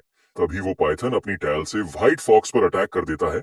उसी अटैक से शायद वो मारा जाता है। उसे मारने के बाद वो पाइथन अब सूहॉन की ओर बढ़ता है। उसे अपनी ओर रोर लगाता देख सूहॉन कहता है, मैंने उन लोगों से लड़ते हुए बहुत ज्यादा समय बर्बाद कर दिया। ये ब्लैक जेड जायंट पाइथन इसने तो अपनी स्टैमिना दोबारा रिकवर कर लिया। जब सूहॉन उस जायंट पाइथन के सामने जाता है तब वे सभी होश में आ जाते हैं। उनका एक बंदा आते हुए कहता है, दत्ता तेरे की, ये बच्चा कुछ अलग है। बाकी सभी भी कहते हैं, हाँ सही कहा, वैसे हमारे यंग मास्टर ये कहाँ है, क्या उन्होंने उस बच्चे को टेक डाउन कर दिया? तभी उन सभी की नजर एक ओर जाती है जहाँ से बहुत तेज कंपन महसूस हो रहा होता है। हमें दिखाया जाता है उस ओर से सू हॉन्ग भागता हुआ उन्हीं की ओर बढ़ रहा होता है। सू हॉन्ग को अपनी ओर जिंदा बढ़ता देख वो सभी डर और हैरानी में चले जाते हैं और अपने अपने वेपन्स निकाल कर कहते हैं, ब्रेट तुम आखिरकार आ ही गए, इस बार हम तुम्हें नहीं छोड़ेंगे। वही सू हॉन्ग उन्हें अपने सामने से हटने को कहता है। जब सू हॉन्ग उनके नजदीक आ जाता है तो वे देखते हैं कि सू हॉन्ग के पीछे वही जायंट पायथन उसे मारने के लिए उसके पीछे पड़ा है। जब वो उस पायथन को देखते हैं तो उनकी फट जाती है और उन्हें समझ नहीं आता कि अब क्या किया जाए। सू हॉन्ग जंप करके उनके आगे निकल जाता है लेकिन वो अभी भी सदमे में ही होते हैं। तभी वो पायथन अपना बड़ा सा मुंह खोलकर एक बंदे का वहीं पर खेल खत्म कर देता है। उस बंदे के मरने के कारण सूहॉन्ग को 30 मार्शल वैल्यू प्राप्त होते हैं और उसे बताया जाता है, तुम्हें इनडायरेक्टली एक बंदे को किल किया है, इसीलिए तुम्हें ये मार्शल वैल्यू प्राप्त हुए हैं। वही पायथन दूसरे बंदे को अपनी टेल से अटैक कर किल कर देता है, जिससे सूहॉन्ग को वापस से उतने ही पॉइंट्स मिलते हैं। इस तरीके से पॉइंट्स को मिलता देख सूहॉन्ग सोचता है, मुझे नहीं पता था कि इस तरह से भी पॉइंट्स कमाए जा सकते हैं। लेकिन पायथन को उन सभी को इतनी आसानी से मारता देख वो काफी घबरा जाता है और अपनी फुल रफ्तार में आगे बढ़ने लगता है। वो एक और जंप लगाकर आगे जाते हुए सोचता है, इतने सारे बैटल्स करने के कारण मेरे पास पर्याप्त मार्शल वैल्यू हो गए हैं, अब मैं आसानी से मार्शल आर्टिस्ट रियलम में ब्रेक थ्रू कर सकता हूँ। वो जल्दी से जंप लगाकर एक पेड़ से दूसरे पेड़ और दूसरे से तीसरे इस तरीके से भागने लगता है। लेकिन इस तरीके से भागने के बावजूद भी पायथन उसका पीछा नहीं छोड़ता। वो सोचता है, अगर मुझे कोई सेफ प्लेस मिल जाए तो मैं आसानी से मार्शल आर्टिस्ट रियलम में ब्रेक थ्रू कर लूंगा। तभी उसे अपने सामने एक केव दिखाई देती है। उस केव को देख वो ये डिसाइड करता है कि वो ऐसी केव में जाएगा। वो जल्दी से उस केव की ओर बढ़ने लगता है और वही वो पायथन भी उसके पीछे आ रहा होता है। वो जल्दी से उस केव में इंटर कर जाता है, जिससे उस पायथन का मुंह जाकर उसी केव से लगता है, जिससे वो केव पूरी तरह से कांप उठती है। वो पायथन सूहॉन को देख और भी अंदर जाने का प्रयास करता है, लेकिन केव का दरवाजा छोटे होने की वजह से वो अंदर जाने में असमर्थ होता है। वो जोर जोर से रोर मारने लगता है। सूहॉन्ग अपने सिस्टम पैनल को ओपन कर देखता है। प्रेजेंट में उसकी वाइटैलिटी 96 और स्पिरिट 26, फिजिक मॉर्टल बॉडी 3% और उसके पास अभी total 5 skills, raising sea spare, thunder rush fist, बजरा फीस्ट, फ्लोटिंग लाइट पाम और वाइड स्टेप, जो कि सभी परफेक्ट लेवल पर होती है। और उसके पास टोटल 504 मार्शल वैल्यू पॉइंट्स होते हैं। वो जल्दी से अपने मार्शल वैल्यू पॉइंट का यूज करके अपनी वाइटैलिटी बढ़ाने लगता है, ताकि वो जल्दी से जल्दी मार्शल आर्टिस्ट रियलम में ब्रेक थ्रू कर सके। एक मार्शल वैल्यू पॉइंट के बदले 0.1 वाइटैलिटी इंक्रीज होती है। वाइटैलिटी इंक्रीज होने के कारण उसकी पूरी बॉडी गर्म होने लगती है और उसे यह महसूस हो रहा होता है जैसे कि उसे किसी मैग्मा में फेंक दिया हो और उसके वेंस में ज्वाला बह रहा हो। जैसे ही उसकी वाइटैलिटी 100 छू जाती है, वैसे ही उसके बॉडी से रेड ऑरा बाहर आने लगता है, जिसे देखकर वो पायथन भी काफी डर जाता है। वाइटैलिटी के 100 तक पहुंचते ही वो मार्शल आर्टिस्ट रियलम में ब्रेक थ्रू कर लेता है। अपनी बढ़ती हुई पावर को फील कर सू हॉन कहता है, अब मैं सच में रियल मार्शल आर्टिस्ट बन गया। उसके इतना कहते ही उसके बॉडी से बहुत ही ज्यादा मात्रा में रेड ऑरा बाहर निकलने लगता है। वो अपनी मुट्ठी बंद कर पायाथन की ओर देखते हुए कहता है, अब तुम्हारी बारी है। सू हॉन की पावर बढ़ते देख पायाथन डर जाता है और वापस से केव से बाहर जाने लगता है, लेकिन सू हॉन उसे पूरी तरह से बाहर निकलने का मौका नहीं देता और जल्दी से अपनी फीस्ट बनाकर उसकी ओर बढ़ जाता है। वो पायथन अपने मुंह को बाहर निकालने के लिए झटपटाने लगता है, लेकिन उसे काफी देर हो जाती है। तभी सू हॉन्ग अपना पंच उसके मुंह पर मार देता है, जिससे वो केव का मुंह फाड़कर बाहर गिरता है और जोर से रोर लगाता है। एक ही पंच से उसके मुंह से ब्लड आने लगता है। सू हॉन्ग उसे संभलने का मौका नहीं देता और वापस से अपने वज्रा फीस्ट से अटैक करने के लिए उसकी ओर बढ़ता है। वो पाइथन उसे अपनी ओर बढ़ता देख जल्दी से अपनी टेल से उसके ऊपर अटैक करने का ट्राई करता है, लेकिन सू हॉन्ग उसके इस अटैक को पहले से ही भांफ लेता है और अपने पंच से उसके टेल को पीछे धकेल देता है। लेकिन उसके इस अटैक से उसके मुंह से ब्लड आने लगता है और वही वो दूसरे हाथ में एक भाला पकड़े होता है। वो अपने भाले से उस पर अटैक कर उसकी बॉडी को पियर्स कर देता है, जिस वजह से वो पायथन दर्द भरी एक जोर की रोर लगाता है। वो वापस से अपने ठंडर रश फिस्ट का अटैक उसके ऊपर करने के लिए चला जाता है। यह अटैक वो सीधे उसके मुंह पर हिट करता है, जिससे वो पायथन जाकर जमीन पर लगता है और उसी अटैक से उसका खेल खत्म हो जाता है। वो उसे मारने के बाद कहता है, हालांकि ये जायंट पायथन बहुत बुरी तरह से पहले ही इंजर्ड था, लेकिन तब भी मुझे उसे मारने के लिए अपनी पूरी पावर का यूज करना पड़ा। ये सच में बहुत ज्यादा डिफिकल्ट था। पायथन को मारने की वजह से उसे 92 मार्शल वैल्यू पॉइंट प्राप्त होते हैं। फिर वो अपनी नाइफ निकालकर कहता है, मुझे फ्यूरोशियस बीस्ट को किल करके उसके कान को अपने साथ ले जाना है ताकि मैं रिवॉर्ड को ले सकूं। लेकिन पाइथन के पास तो कान ही नहीं होते। लगता है मुझे इसका कोई भी रिवॉर्ड नहीं मिलेगा, चलो छोड़ो इसे। वो ये कहकर धीरे धीरे व्हाइट फॉक्स की बॉडी की ओर बढ़ता है। वो इसकी बॉडी को देख उससे कहता है, तुम सच में बहुत आसानी से मारे गए। दोस्तों देखो, सू हॉन्ग ने उसे कितनी बेहरमी से मारा, उसके पूरे हाथ पैरों को तोड़ डाला। फिर वो हाई लेवल की मार्शल आर्ट टकूना शॉट तकनीक ढूंढने के लिए उसके कपड़ों को खंगालने लगता है। जब वो उसे सही से चेक करता है तो उसे वो मार्शल आर्ट तकनीक मिल जाती है, जिसका नाम वाइड ब्रेकिंग फिंगर होता है। वो उस टेक्निक को लेकर उसी केव में चला जाता है और इस पायथन को वही पड़ा रहने देता है और वो उस केव को पूरी तरह से पत्थरों से बंद कर देता है, जिससे कोई उसे डिस्टर्ब न कर सके।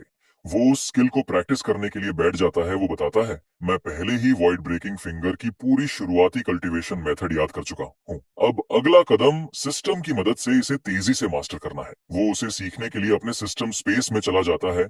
उसके सामने उसका एक क्लोन आता है और उसके साथ प्रैक्टिस करने लगता है, जिससे वो धीरे धीरे वॉइड ब्रेकिंग फिंगर को सीखने लगता है। कुछ टाइम और प्रैक्टिस करने के बाद वो वॉइड ब्रेकिंग फिंगर को बेसिक लेवल तक मास्टर कर लेता है। वो उसे बेसिक लेवल तक सीखने के बाद अपने सिस्टम स्पेस से बाहर आ जाता है और उस स्किल को देख कहता है, जैसा सोचा था, बी रैंक मार्शल स्किल वाकई कमाल की है। सिर्फ बेसिक रियल्म तक सीखने पर ही इतना जबरदस्त प्रेशर पैदा हो रहा है।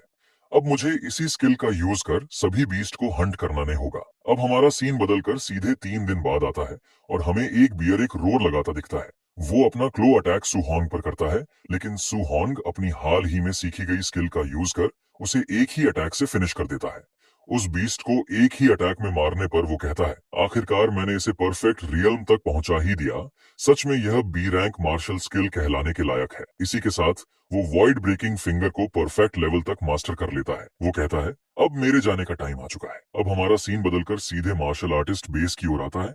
वहाँ बेस में कई सारे लोग इकट्ठा होते हैं। सभी वॉरियर्स अपने रिवॉर्ड को पाने के लिए शॉप पे खड़े होते हैं। कुछ बंदे एक टीम के टोटल रिवॉर्ड को देख कहते हैं, हे भगवान, पूरे 2,30,000! तुम्हारी ठंडर स्क्वाड तो सच में खूंखार है। तुम सभी ने इतने सारे मार डाले, ये कमाई तो मेरी कई महीनों की मेहनत के बराबर है। तभी उनको एक दूसरी शॉप से आवाज आती है, कमाल है, एक भी नॉन रैंक्ड फेरोशियस बीस्ट नहीं, सभी टियर 1 फेरोशियस बीस्ट हैं। यहाँ तो कुछ हाई स्टेज वाले भी हैं। उस आवाज को सुन उन सभी का ध्यान भी उसी शॉप की ओर चला जाता है। हम देखते हैं ये सभी सू हॉन्ग के बारे में बात कर रहे होते हैं। शॉप ओनर कहती है, तुम्हारे पर 72 tier 1 initial stage, 83 tier 1 middle stage, 17 tier 1 high stage, तुम्हारे कुल 4,06,000 ब्लू स्टार कॉइन्स हुए। उन सभी लोगों को उसे उस तरह से घूरता देख सुहॉन्ग सोचता है, क्या मैंने ज्यादा ही मार दिए? ये तो बहुत ज्यादा कॉन्सिपिशियस लग रहा है। काश पहले पता होता तो थोड़ा कम शिकार करता। तभी बेस से एकदम जोर की आवाज आती है। एक पर्सन बहुत ही ज्यादा गुस्से से चिल्ला रहा होता है। वो कहता है, ये कैसे हो सकता है? यहाँ तो कई हाई लेवल मार्शल आर्टिस्ट मौजूद हैं। वो पूरा बेस सील कर दो, एक भी मक्खी बाहर नहीं जानी चाहिए। ये सब कहने वाला पर्सन और कोई नहीं, ये फेंक का अंकल होता है, यानी व्हाइट फॉक्स का अंकल, जो कि इस बेस का पर्सन इन चार्ज होता है। उसकी ये बात सुन एक बंदा डरते डरते उससे पूछता है, सुपरवाइजर ये क्या हुआ? वो गुस्से में चिल्लाते हुए कहता है, मेरा भतीजा, ये फेंक और उसके साथ के चारों मार्शल आर्टिस्ट सब मारे जा चुके हैं। उसकी ये बात सुन सभी वॉरियर्स दल सोचते हैं, क्या ये फेंक किसी के हाथों मारा गया? 5 लोगों की पूरी टीम खत्म। वही कुछ वॉरियर्स ये बात सुन मन ही मन खुश होकर सोचते हैं, अच्छा हुआ वो मारा गया। हम में से कौन है जिसे ये फेंक ने नहीं लूटा? अगर उसकी पहचान का डर न होता तो मैं उसे बहुत पहले मार चुका होता। ये आफत आखिरकार मर गई। उसका अंकल कहता है, ये फेंक के शरीर से एक बी रैंक मार्शल स्किल गायब है।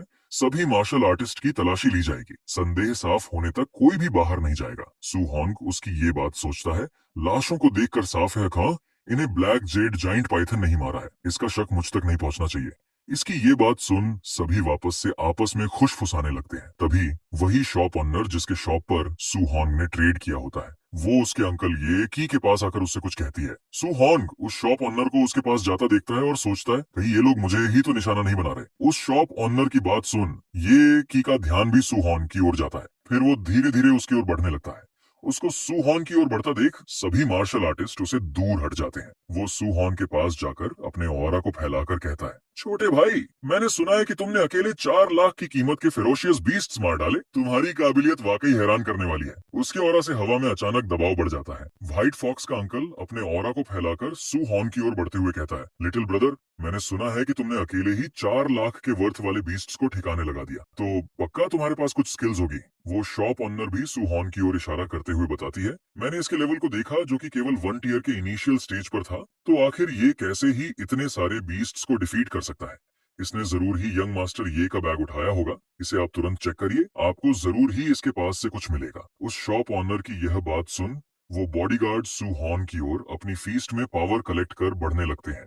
सू हॉन्ग उन्हें अपने पास आता देख बिल्कुल शांत रहता है। जैसे ही वे पास आते हैं सू हॉन्ग उनके आंखों के सामने अपना स्पेयर रख देता है। अचानक से सू हॉन्ग के स्पेयर को अपनी आंख के पास देख वो बॉडीगार्ड्स थोड़ा डर जाते हैं और फिर पूछते हैं, तुम ये क्या कर रहे हो? और वो मन ही मन अपने आप से कहता है, मैंने इसके स्पेयर को देख भी नहीं पाया कि कब वो मेरे पास पहुंच गया। ये लड़का सच में बहुत भयानक है। सू हॉन्ग उनसे कहता है, मैं star city number 1 high school का एक स्टूडेंट हूँ। क्या तुम यह जानने के बाद भी मुझे सर्च करोगे? सू हॉन्ग की इस बात को सुन ये कि सोचता है, नंबर 1 हाई स्कूल का प्रिंसिपल अपने स्टूडेंट्स के लिए बहुत ज्यादा प्रोटेक्टिव है। वो कोई ऐसा नहीं है जिससे मैं पंगा ले सकूं। लेकिन ये बच्चा अभी भी काफी सस्पिशियस है। वो यह सोचकर अपने बॉडीगार्ड्स को आगे बढ़ने से रोक लेता है और वापस से सोचने लगता है, अगर उसने अकेले ही इतने सारे बीस्ट्स को मारा है तो ये जरूर ही एक जीनियस है। और यदि ऐसा है तो मैं इसे ऑफेंड कर भारी गलती कर रहा हूँ। ये गलती इतनी बड़ी होगी कि मैं पाने से ज्यादा खो दूंगा। फिर वो अपने उसकी पहले वाले अंदाज में आगे बढ़ते हुए सू हॉन्ग से कहता है, मेरा भतीजा मारा गया है और हमारी फैमिली मार्शल आर्ट्स की बुक भी चोरी हो गई है। इसीलिए मैं सिर्फ उस कल्प्रेट को पकड़ना चाहता हूँ। मैं होप करता हूँ कि तुम इसमें कोऑपरेट करोगे। सू हॉन्ग भी कहता है, मैं भी ये होप करता हूँ कि तुम किसी अच्छे पर्सन को अपराधी नहीं बनाओगे। ये की कहता है, अगर तुम अपराधी नहीं निकले तो मैं तुम्हें सर्च करने के लिए कंपनसेशन के तौर पर 10,000 मनी दूंगा। बताओ तुम इसके बारे में क्या कहते हो? सू हॉन्ग शांति से कहता है, नहीं 30,000। और वो मन ही मन कहता है, ये फेंक जायंट पाइथन के हाथों मारा गया। जब तक ये मार्शल आर्ट्स का पता लगाएंगे तब तक ये मुझे ट्रेस नहीं कर पाएंगे। ये कि 30,000 के लिए राजी हो जाता है। इसी के साथ उनमें से एक गार्ड जाकर उसे सर्च करने लगता है। सू हॉन्ग उसके साथ कोऑपरेट करते हुए कहता है, सही से सर्च करो, मैं झूठा अपराधी बनना नहीं चाहता। वो बॉडीगार्ड सर्च करता है पर उसे सू हॉन्ग के पास कुछ भी नहीं मिलता। इसके बाद वो ये की से कहता है, इसके पास कुछ नहीं है। ये की गार्ड की ये बात सुन उससे कहता है, ठीक है तो इसे 30,000 मनी दे दो और इसे यहाँ से जाने दो। सू हॉन्ग मन ही मन सोचता है, मैंने जब उस स्किल को सीख लिया था तब मैंने उसे जला दिया ताकि मेरे ऊपर ऐसी मुसीबत ना आए। ये कि आगे बढ़ते हुए कहता है, वो मार्शल आर्ट ढूंढते रहो, जब तक तुम्हारा सस्पेशन क्लियर नहीं हो तब तक किसी को जाने मत दो। वही वो शॉप ऑनर कहती है, पहले जाकर नहाओ, कपड़े बदलो, फिर मार्शल आर्टिस्ट एसोसिएशन जाकर असेसमेंट और रजिस्ट्रेशन कराओ। मुझे जितनी जल्दी हो सके गाइडेंस टेक्निक चाहिए। अब हमारा सीन बदलकर मार्शल आर्टिस्ट बेस के सब ऑर्डिनेट होटल पर आता है। वही एक रूम में हमारा हीरो सू हॉन्ग बैठा होता है। वो अपने सिस्टम पैनल को देखते हुए कहता है, 534 मार्शल वैल्यू, इतनी ज्यादा? पिछले कुछ दिनों से मैं पूरा ध्यान वॉइड ब्रेकिंग फिंगर की कल्टीवेशन और फेरोशियस बीस्ट्स का शिकार करने में लगा था।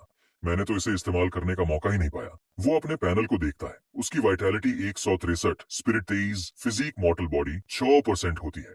वही उसके पास martial skills, void breaking finger, raging sea spear technique, thunder rush fist, Vajra fist, floating light palm, void step होती है और वे सारी की सारी परफेक्ट लेवल पर होती है। वो सोचता है, टियर एक इनिशियल स्टेज मार्शल आर्टिस्ट तक पहुंचने के लिए 100 वाइटैलिटी पॉइंट्स की जरूरत होती है और वही टियर एक मिडिल स्टेज मार्शल आर्टिस्ट तक पहुंचने के लिए 200 वाइटैलिटी पॉइंट्स की जरूरत होती है। मैं अभी इनिशियल स्टेज में हूं। अगर मैं सारी मार्शल वैल्यू वाइटैलिटी में डाल दूं तो मैं इसे 53.4 वाइटैलिटी पॉइंट्स बढ़ा सकता हूं। मतलब मुझे मिडिल स्टेज तक पहुंचने के लिए बस 40 से थोड़ा ज्यादा वाइटैलिटी चाहिए। लेकिन स्पिरिट और मॉर्टल बॉडी ये दोनों अभी तक अपग्रेड नहीं हुए हैं। मुझे नहीं पता इनका असली असर क्या है जब मैं इन्हें बढ़ाऊंगा।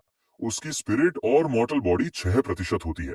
खैर, अभी मेरे पास मार्शल वैल्यू की कोई कमी नहीं है। चलो देखते हैं अपग्रेड का असर वाकई कितना जबरदस्त है। इसी सोच के साथ सू हॉन्ग अपने मार्शल वैल्यू पॉइंट का यूज करके अपनी स्पिरिट बढ़ाने लगता है और उसकी स्पिरिट 0.1 से इंक्रीज होने लगती है। फिर वो अपनी स्पिरिट बढ़ाना रोक देता है और कहता है, स्पिरिट बढ़ाने के बाद मुझे कुछ अलग फील नहीं हो रहा है। फिर इसके बाद वो अपने पॉइंट्स मॉर्टल बॉडी में ऐड करने लगता है, जिससे उसकी मॉर्टल बॉडी 0.1 से लगातार इंक्रीज होने लगती है। मॉर्टल बॉडी को इंक्रीज करने से उसकी स्ट्रेंथ धीरे धीरे बढ़ने लगती है। वो इसे फील कर कहता है, वो ये बहुत मजेदार है, मुझे अपनी स्ट्रेंथ बढ़ती हुई महसूस हो रही है, चलो इसमें थोड़ा और ऐड करते हैं। वो अपनी स्पिरिट 23 से 26.5 कर लेता है और मॉर्टल बॉडी 6% से 36.1 कर लेता है।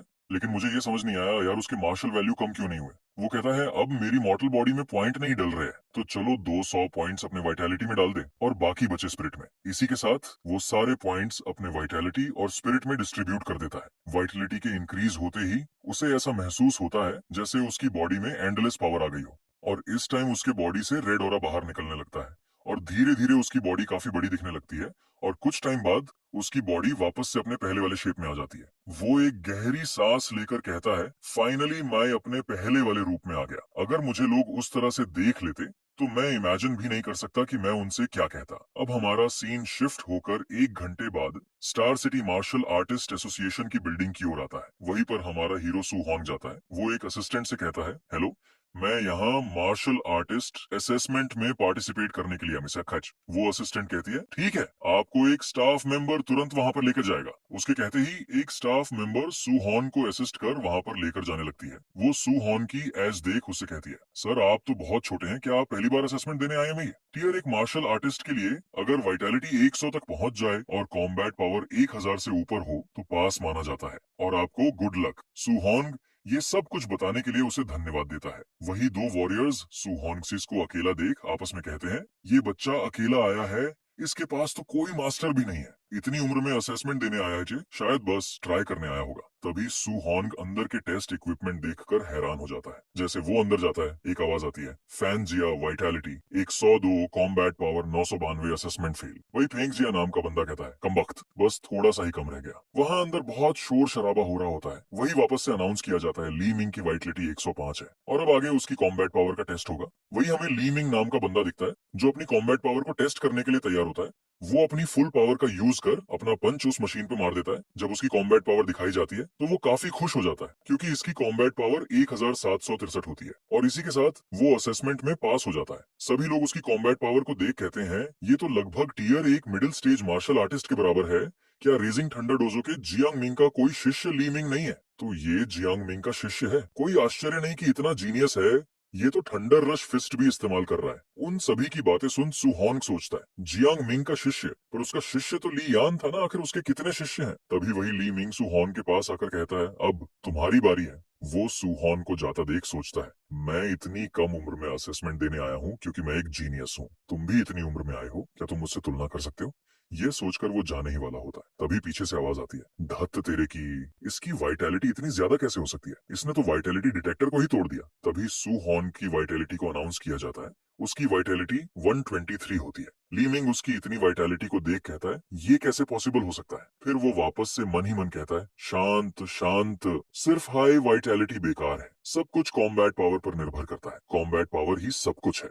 अब सू हॉन का कॉम्बैट टेस्ट होता है। टेस्ट लेने वाला कहता है, चलो अब तुम्हारी कॉम्बैट पावर टेस्ट की जाए। सू हॉन सोचता है, मैं अब आधिकारिक तौर पर मार्शल आर्टिस्ट बन चुका हूँ और मैंने अपना फिजिक भी अपग्रेड कर लिया है। मेरी ताकत में जबरदस्त बढ़ोतरी हुई है। 40% ताकत टेस्ट के लिए काफी होनी चाहिए, है ना? लेकिन अगर मैंने बहुत हल्का मारा और कॉम्बैट पावर क्वालिफाई नहीं हुई तो 50% ताकत ही इस्तेमाल करता हूँ। सेफ साइड रहना बेहतर है। वह ये अब सोचकर अपनी 50% पावर का यूज कर पंच मार देता है।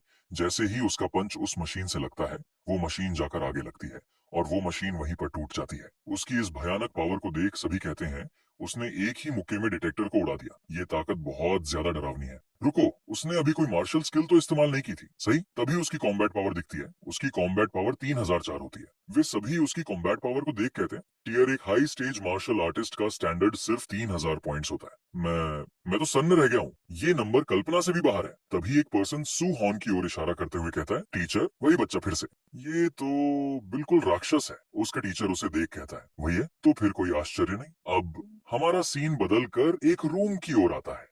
उस रूम में एक येलो वालों वाली एक लेडी बैठी होती है। वो अपने आप से कहती है, धिक्कार है, पड़ोसी यांग सिटी ब्रांच फिर से एक जीनियस ले आई। हर दिन दिखावा। दिखावा किस बात का? वो lady star city martial artist association की प्रेसिडेंट लियान कदियान होती है। वो आगे कहती है, अगर हमारी स्टार सिटी ने भी कुछ जीनियस पैदा नहीं किए तो इस बूढ़ी औरत की कुर्सी खतरे में पड़ जाएगी। वो ये सब कह ही रही होती है। तभी एक पर्सन भागते हुए उसे पुकारते हुए कहता है, president, president, martial artist assessment में एक राक्षस निकल आया है। टियर एक इनिशियल स्टेज के सिर्फ शारीरिक ताकत के दम पर एक ही मुक्के में मशीन उड़ा दी। उसकी कॉम्बैट पावर सीधे 3000 पॉइंट्स पहुंच गई है। उसकी इस बात को सुन वो काफी हैरान रह जाती है। अब हमारा सीन बदलकर martial artist association central hall की ओर आता है। वहां पर काफी चहल पहल होती है और सभी लोग अपने कामों में बिजी होते हैं। वहीं पर हमारा एमसी सू हॉन्ग भी होता है। एक असिस्टेंट सू हॉन्ग से कहता है, ब्रदर सू हॉन्ग, सबसे पहले मैं आपको सेकंड फ्लोर पर लेकर जाऊंगा, जहां पर आपको एक मार्शल आर्टिस्ट के रूप में रजिस्टर किया जाएगा।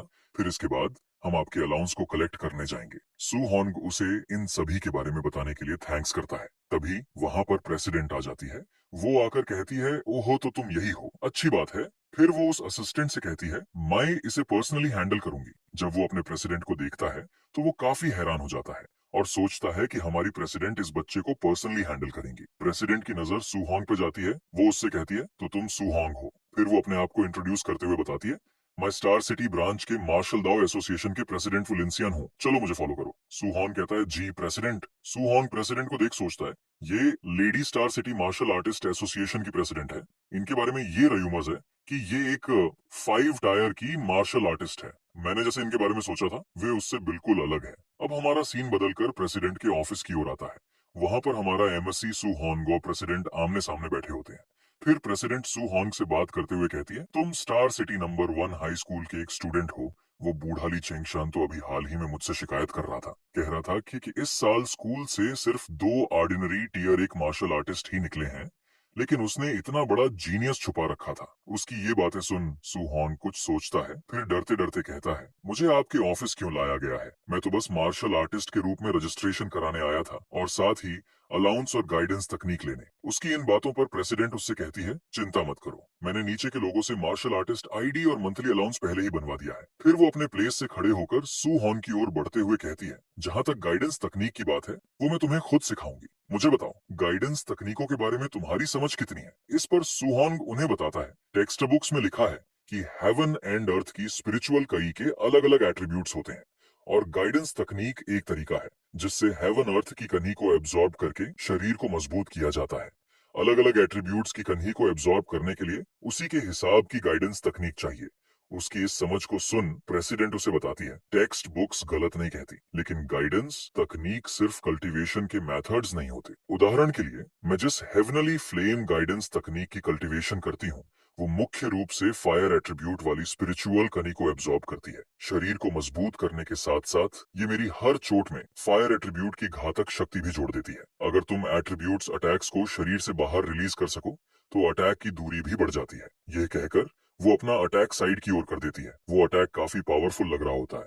फिर वो वापस से कहती है, हालांकि एक टियर 1 मार्शल आर्टिस्ट के लिए मुट्ठी के चारों ओर एट्रीब्यूट लपेटना तो दूर की बात है, सिर्फ वो हमले में थोड़ा सा एट्रीब्यूट समाहित कर पाना ही बहुत बड़ी बात मानी जाती है। सू हॉन्ग उसकी इन बातों और फीस्ट की पावर को देख हैरान रह जाता है और हैरानी से ही पूछता है, तो क्या गाइडेंस तकनीकों से हमला भी किया जा सकता है? मुझे तो लगा था गाइडेंस तकनीकें सिर्फ कल्टीवेशन के लिए होती हैं। टेक्स्ट बुक्स में ये सब कभी नहीं बताया गया। प्रेसिडेंट वापस से बताती है, हेवन एंड अर्थ की स्पिरिचुअल कई कुल 7 एट्रीब्यूट्स की होती है। Metal, would, water, fire, earth, thunder, wind.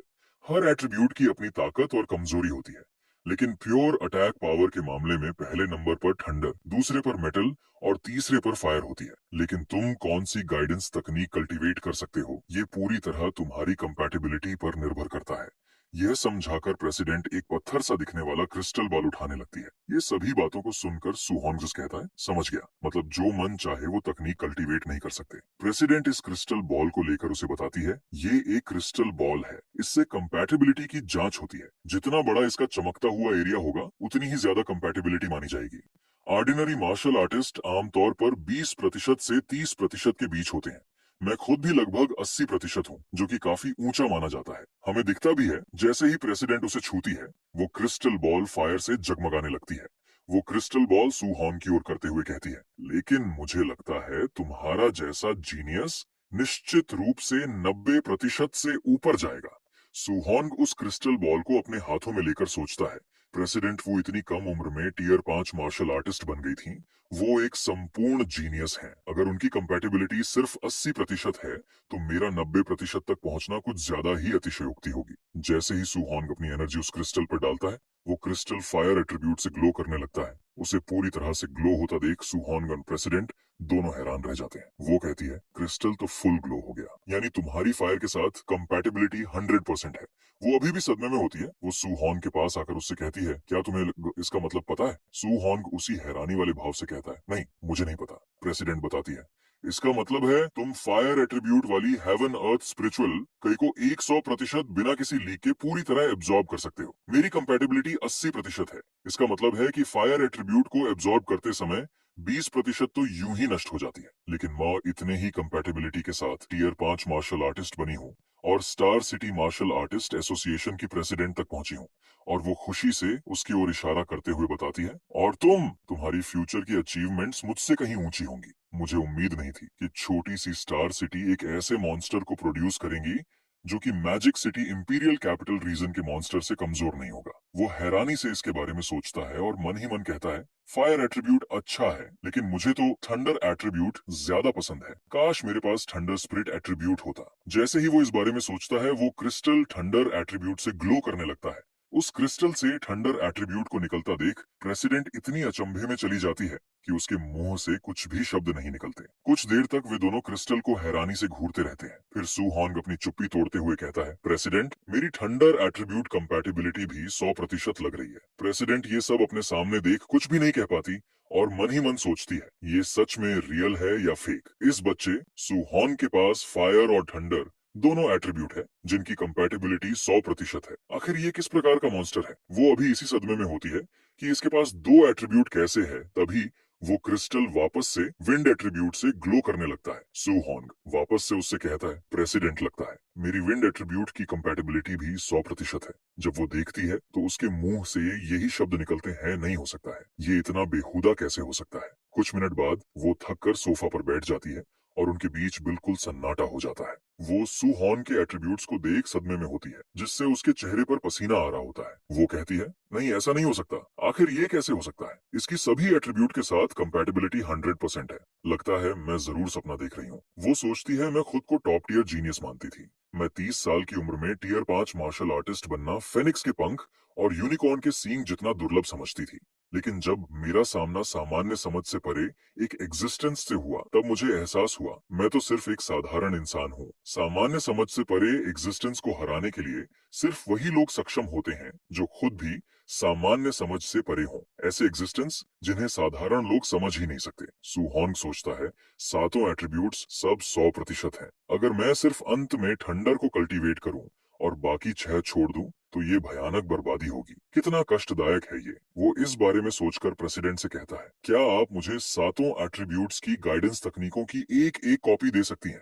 उसकी ये बात सुन प्रेसिडेंट समझ नहीं पाती कि वो क्या कहना चाहता है। फिर वो सू हॉन को बताती है, ह्यूमन एनर्जी की लिमिट होती है। चाहे तुम्हारा टैलेंट कितना भी ऊंचा क्यों ना हो, एक या दो एट्रीब्यूट की कल्टीवेशन करना ही सबसे बेहतर होता है। पास्ट में किसी ने एक साथ 7 गाइडेंस तकनीकें कल्टीवेट करने की कोशिश की थी। दशकों की कल्टीवेशन के बाद भी वो सिर्फ टियर 1 मार्शल आर्टिस्ट ही रहा। सू हॉन्ग उससे कहता है, मैंने अभी तक अपना मन नहीं बनाया कि सभी को कल्टीवेट करूंगा। मैं बस एक बार ट्राई करना चाहता हूँ, फिर इसके बाद मैं किसी एक को कल्टीवेट करूंगा। उसकी इस बात को सुन प्रेसिडेंट एक राहत की सांस लेते हुए कहती है, ठीक है, लेकिन याद रखना तुम्हें बिल्कुल भी उलझन नहीं करनी है, अपने टैलेंट को व्यर्थ मत जाने देना। तभी वो उससे पूछती है, अगर मुझे याद है तो तुम्हारे स्कूल की मंथली एग्जाम जल्द आने वाली है ना? इस पर सूहॉन कहता है, जी प्रेसिडेंट। अचानक इतनी चिंता क्यों? प्रेसिडेंट बताती है, हाल ही में ऑनल हेवेंस बैटलफील्ड में तनाव तेजी से बढ़ रहा है। 10,000 रेशेस और ह्यूमन रेस के बीच ग्रेट वॉर कभी भी हो सकता है। इसीलिए हमने कई सारे रिसोर्स लगाकर एक जीनियस ट्रेनिंग कैंप तैयार किया है और मैं तुम्हें उसके लिए रिकमेंड करना चाहती हूँ। बस इसके लिए शर्त यह है कि अगर तुम स्कूल की मंथली एग्जाम में फर्स्ट प्लेस ले आते हो तो मैं तुम्हें रिकमेंडेशन का एक स्थान दे दूंगी। सुहॉन गहरानी में कहता है, 10,000 रेसेस का वॉर और जीनियस ट्रेनिंग कैंप, ये क्या है? वो सोचता है, वो 10,000 रेसेस का वॉर एक दशक से भी पहले हुआ था। मैं तब बहुत छोटा था। उस युद्ध में मैंने अपने सभी रिश्तेदार खो दिए थे, सिर्फ अंकल और आंट ही बचे थे। इस बारे में सोचकर वो कहता है, ठीक है, मैं जरूर अपना बेस्ट दूंगा। वो मन ही मन दृढ़ संकल्प लेता है कि वापस से अपने रिलेटिव्स के साथ ऐसी ट्रेजेडी नहीं होने देगा। मैं इतना स्ट्रांग बनूंगा जिससे मैं अपने आसपास के लोगों को प्रोटेक्ट कर सकूं। अब हमारा सीन बदलकर सू हॉन्ग के घर की ओर आता है। उसे एसोसिएशन से आते आते रात हो जाती है। सू हॉन्ग अपने कार्ड को दिखाकर अपने अंकल और आंट से कहता है, मैं एक मार्शल आर्टिस्ट बन गया हूँ। अंकल और आंट उसके कार्ड को लेकर खुशी से रोते हुए कहते हैं, लिटिल हॉन्ग, आखिरकार तुम सफल हो ही गए। ये सच में ग्रेट बात है। मेरा लिटिल हॉन्ग अपने पैरों पर खड़ा हो गया। वो सच में कैपेबल है। सू हॉन्ग उन्हें और बताता है, एक टियर 1 मार्शल आर्टिस्ट का मंथली अलाउंस 10,000 होता है। अंकल, अब आपको इतने डेस्परेट होकर काम करने की जरूरत नहीं है। अंकल अभी भी इस बात से खुश होता है कि उसका भतीजा एक मार्शल आर्टिस्ट बन गया। उसका अंकल कहता है, ठीक है, अब हमारा लिटिल हॉन्ग इस घर का सहारा बन गया। सू हॉन्ग सोचता है, चिंता मत करो, अब से इस परिवार की जिम्मेदारी मैं उठाऊंगा। अब हमारा सीन बदलकर रात में सू हॉन्ग की ओर आता है। वो कल्टीवेट कर रहा होता है और उसकी बॉडी से बहुत ज्यादा टेरिफाइंग ऑरा बाहर निकल रहा होता है और उसकी आंखें ग्लो से चमकने लगती हैं। वो अपनी आंखें खोलकर अपनी फीस्ट में पावर कलेक्ट कर हवा में एक पंच लगाता है। उसके पंच से फायर निकल रही होती है। वो अपने फीस्ट को देख कहता है, ये क्या यही गाइडेंस तकनीक का बेसिक लेवल है? इसमें जरा सी भी पावर क्यों महसूस नहीं हो रही है? वो अपने सिस्टम पैनल को देखते हुए कहता है, पैनल पर गाइडेंस तकनीक का कॉलम दिख रहा है, लगता है मैंने सच में इसे सीख लिया है। तभी उसकी नजर पैनल पर लिखे लेवल 1 पर जाता है। वो उसे देख कहता है, लेवल 1? क्या ऐसा हो सकता है कि गाइडेंस तकनीक भी लेवल अप हो सकती है? प्रेसिडेंट वू ने इसका जिक्र नहीं किया था। अगर गाइडेंस तकनीकों के भी लेवल होते तो वो मुझे जरूर बताती। तो क्या ये हो सकता है कि ये गाइडेंस तकनीक सिर्फ मैं ही लेवल अप कर सकता हूँ? जब वो यह देखता है तो वो काफी खुश हो जाता है और समझ जाता है कि वो सभी एट्रीब्यूट को कल्टीवेट कर सकता है। सू हॉन्ग अपने सिस्टम पैनल को देख कहता है, क्या मैं अपने मार्शल वैल्यू पॉइंट का यूज करके इन गाइडेंस तकनीक को भी अपग्रेड कर सकता हूँ? क्या मुझे इन्हें भी उसी तरीके से अपग्रेड करना होगा? जैसे ही वो ये करने का ट्राई करता है, सिस्टम पैनल से वार्निंग आने लगती है कि आपके पास पर्याप्त मार्शल वैल्यू पॉइंट उपलब्ध नहीं है। इसलिए वो यह देख कहता है, लगता है सबसे पहले इन सभी गाइडेंस को सीख लेना चाहिए और मुझे कोई तरीका ढूंढना चाहिए जिससे मैं अपने मार्शल वैल्यू पॉइंट को बढ़ा सकूं। इसी सोच के साथ वो सभी गाइडेंस बुक्स को खोलकर उन्हें देखने लगता है और उसी के अनुसार अपनी कल्टीवेशन करने लगता है। कल्टीवेशन करते समय उसके बॉडी से बहुत सी एनर्जी बाहर निकल रही होती है। कई घंटे प्रैक्टिस करने के बाद वो सभी एट्रीब्यूट्स की गाइडेंस तकनीक को लेवल 1 तक कल्टीवेट कर लेता है। वो अपने मन ही मन उनकी एनर्जी को फील कर कहता है, सातों एट्रीब्यूट्स की स्पिरिचुअल की एक दूसरे को रिपेल कर रही है। अब मुझे समझ आया कि प्रेसिडेंट वू ने ऐसा क्यों कहा था कि वो जीनियस सातों एट्रीब्यूट्स को कल्टीवेट करने के बाद भी जिंदगी भर टियर 1 का मार्शल आर्टिस्ट पर ही रहा। इसका कारण यही है क्योंकि ये सभी एट्रीब्यूट्स बॉडी में एक दूसरे की स्पिरिचुअल की को रिपेल ही करते रहे, जिससे वो आगे कल्टीवेट नहीं कर पाया। इस समय सू हॉन की हालत देखने में कुछ ठीक नहीं लग रही होती क्योंकि उसके बॉडी के अंदर सभी एट्रीब्यूट्स आपस में फाइट कर रहे होते हैं। वो अपने हाथ में फायर का एट्रीब्यूट अपीयर करता है और कहता है, यदि मैं इसी के साथ दूसरे एट्रीब्यूट को भी निकालूं तो क्या होगा? वो फोर्सफुली दूसरे एट्रीब्यूट को भी अपीयर करता है जिससे उसके हाथ में काफी सारी एनर्जी दिखने लगती है।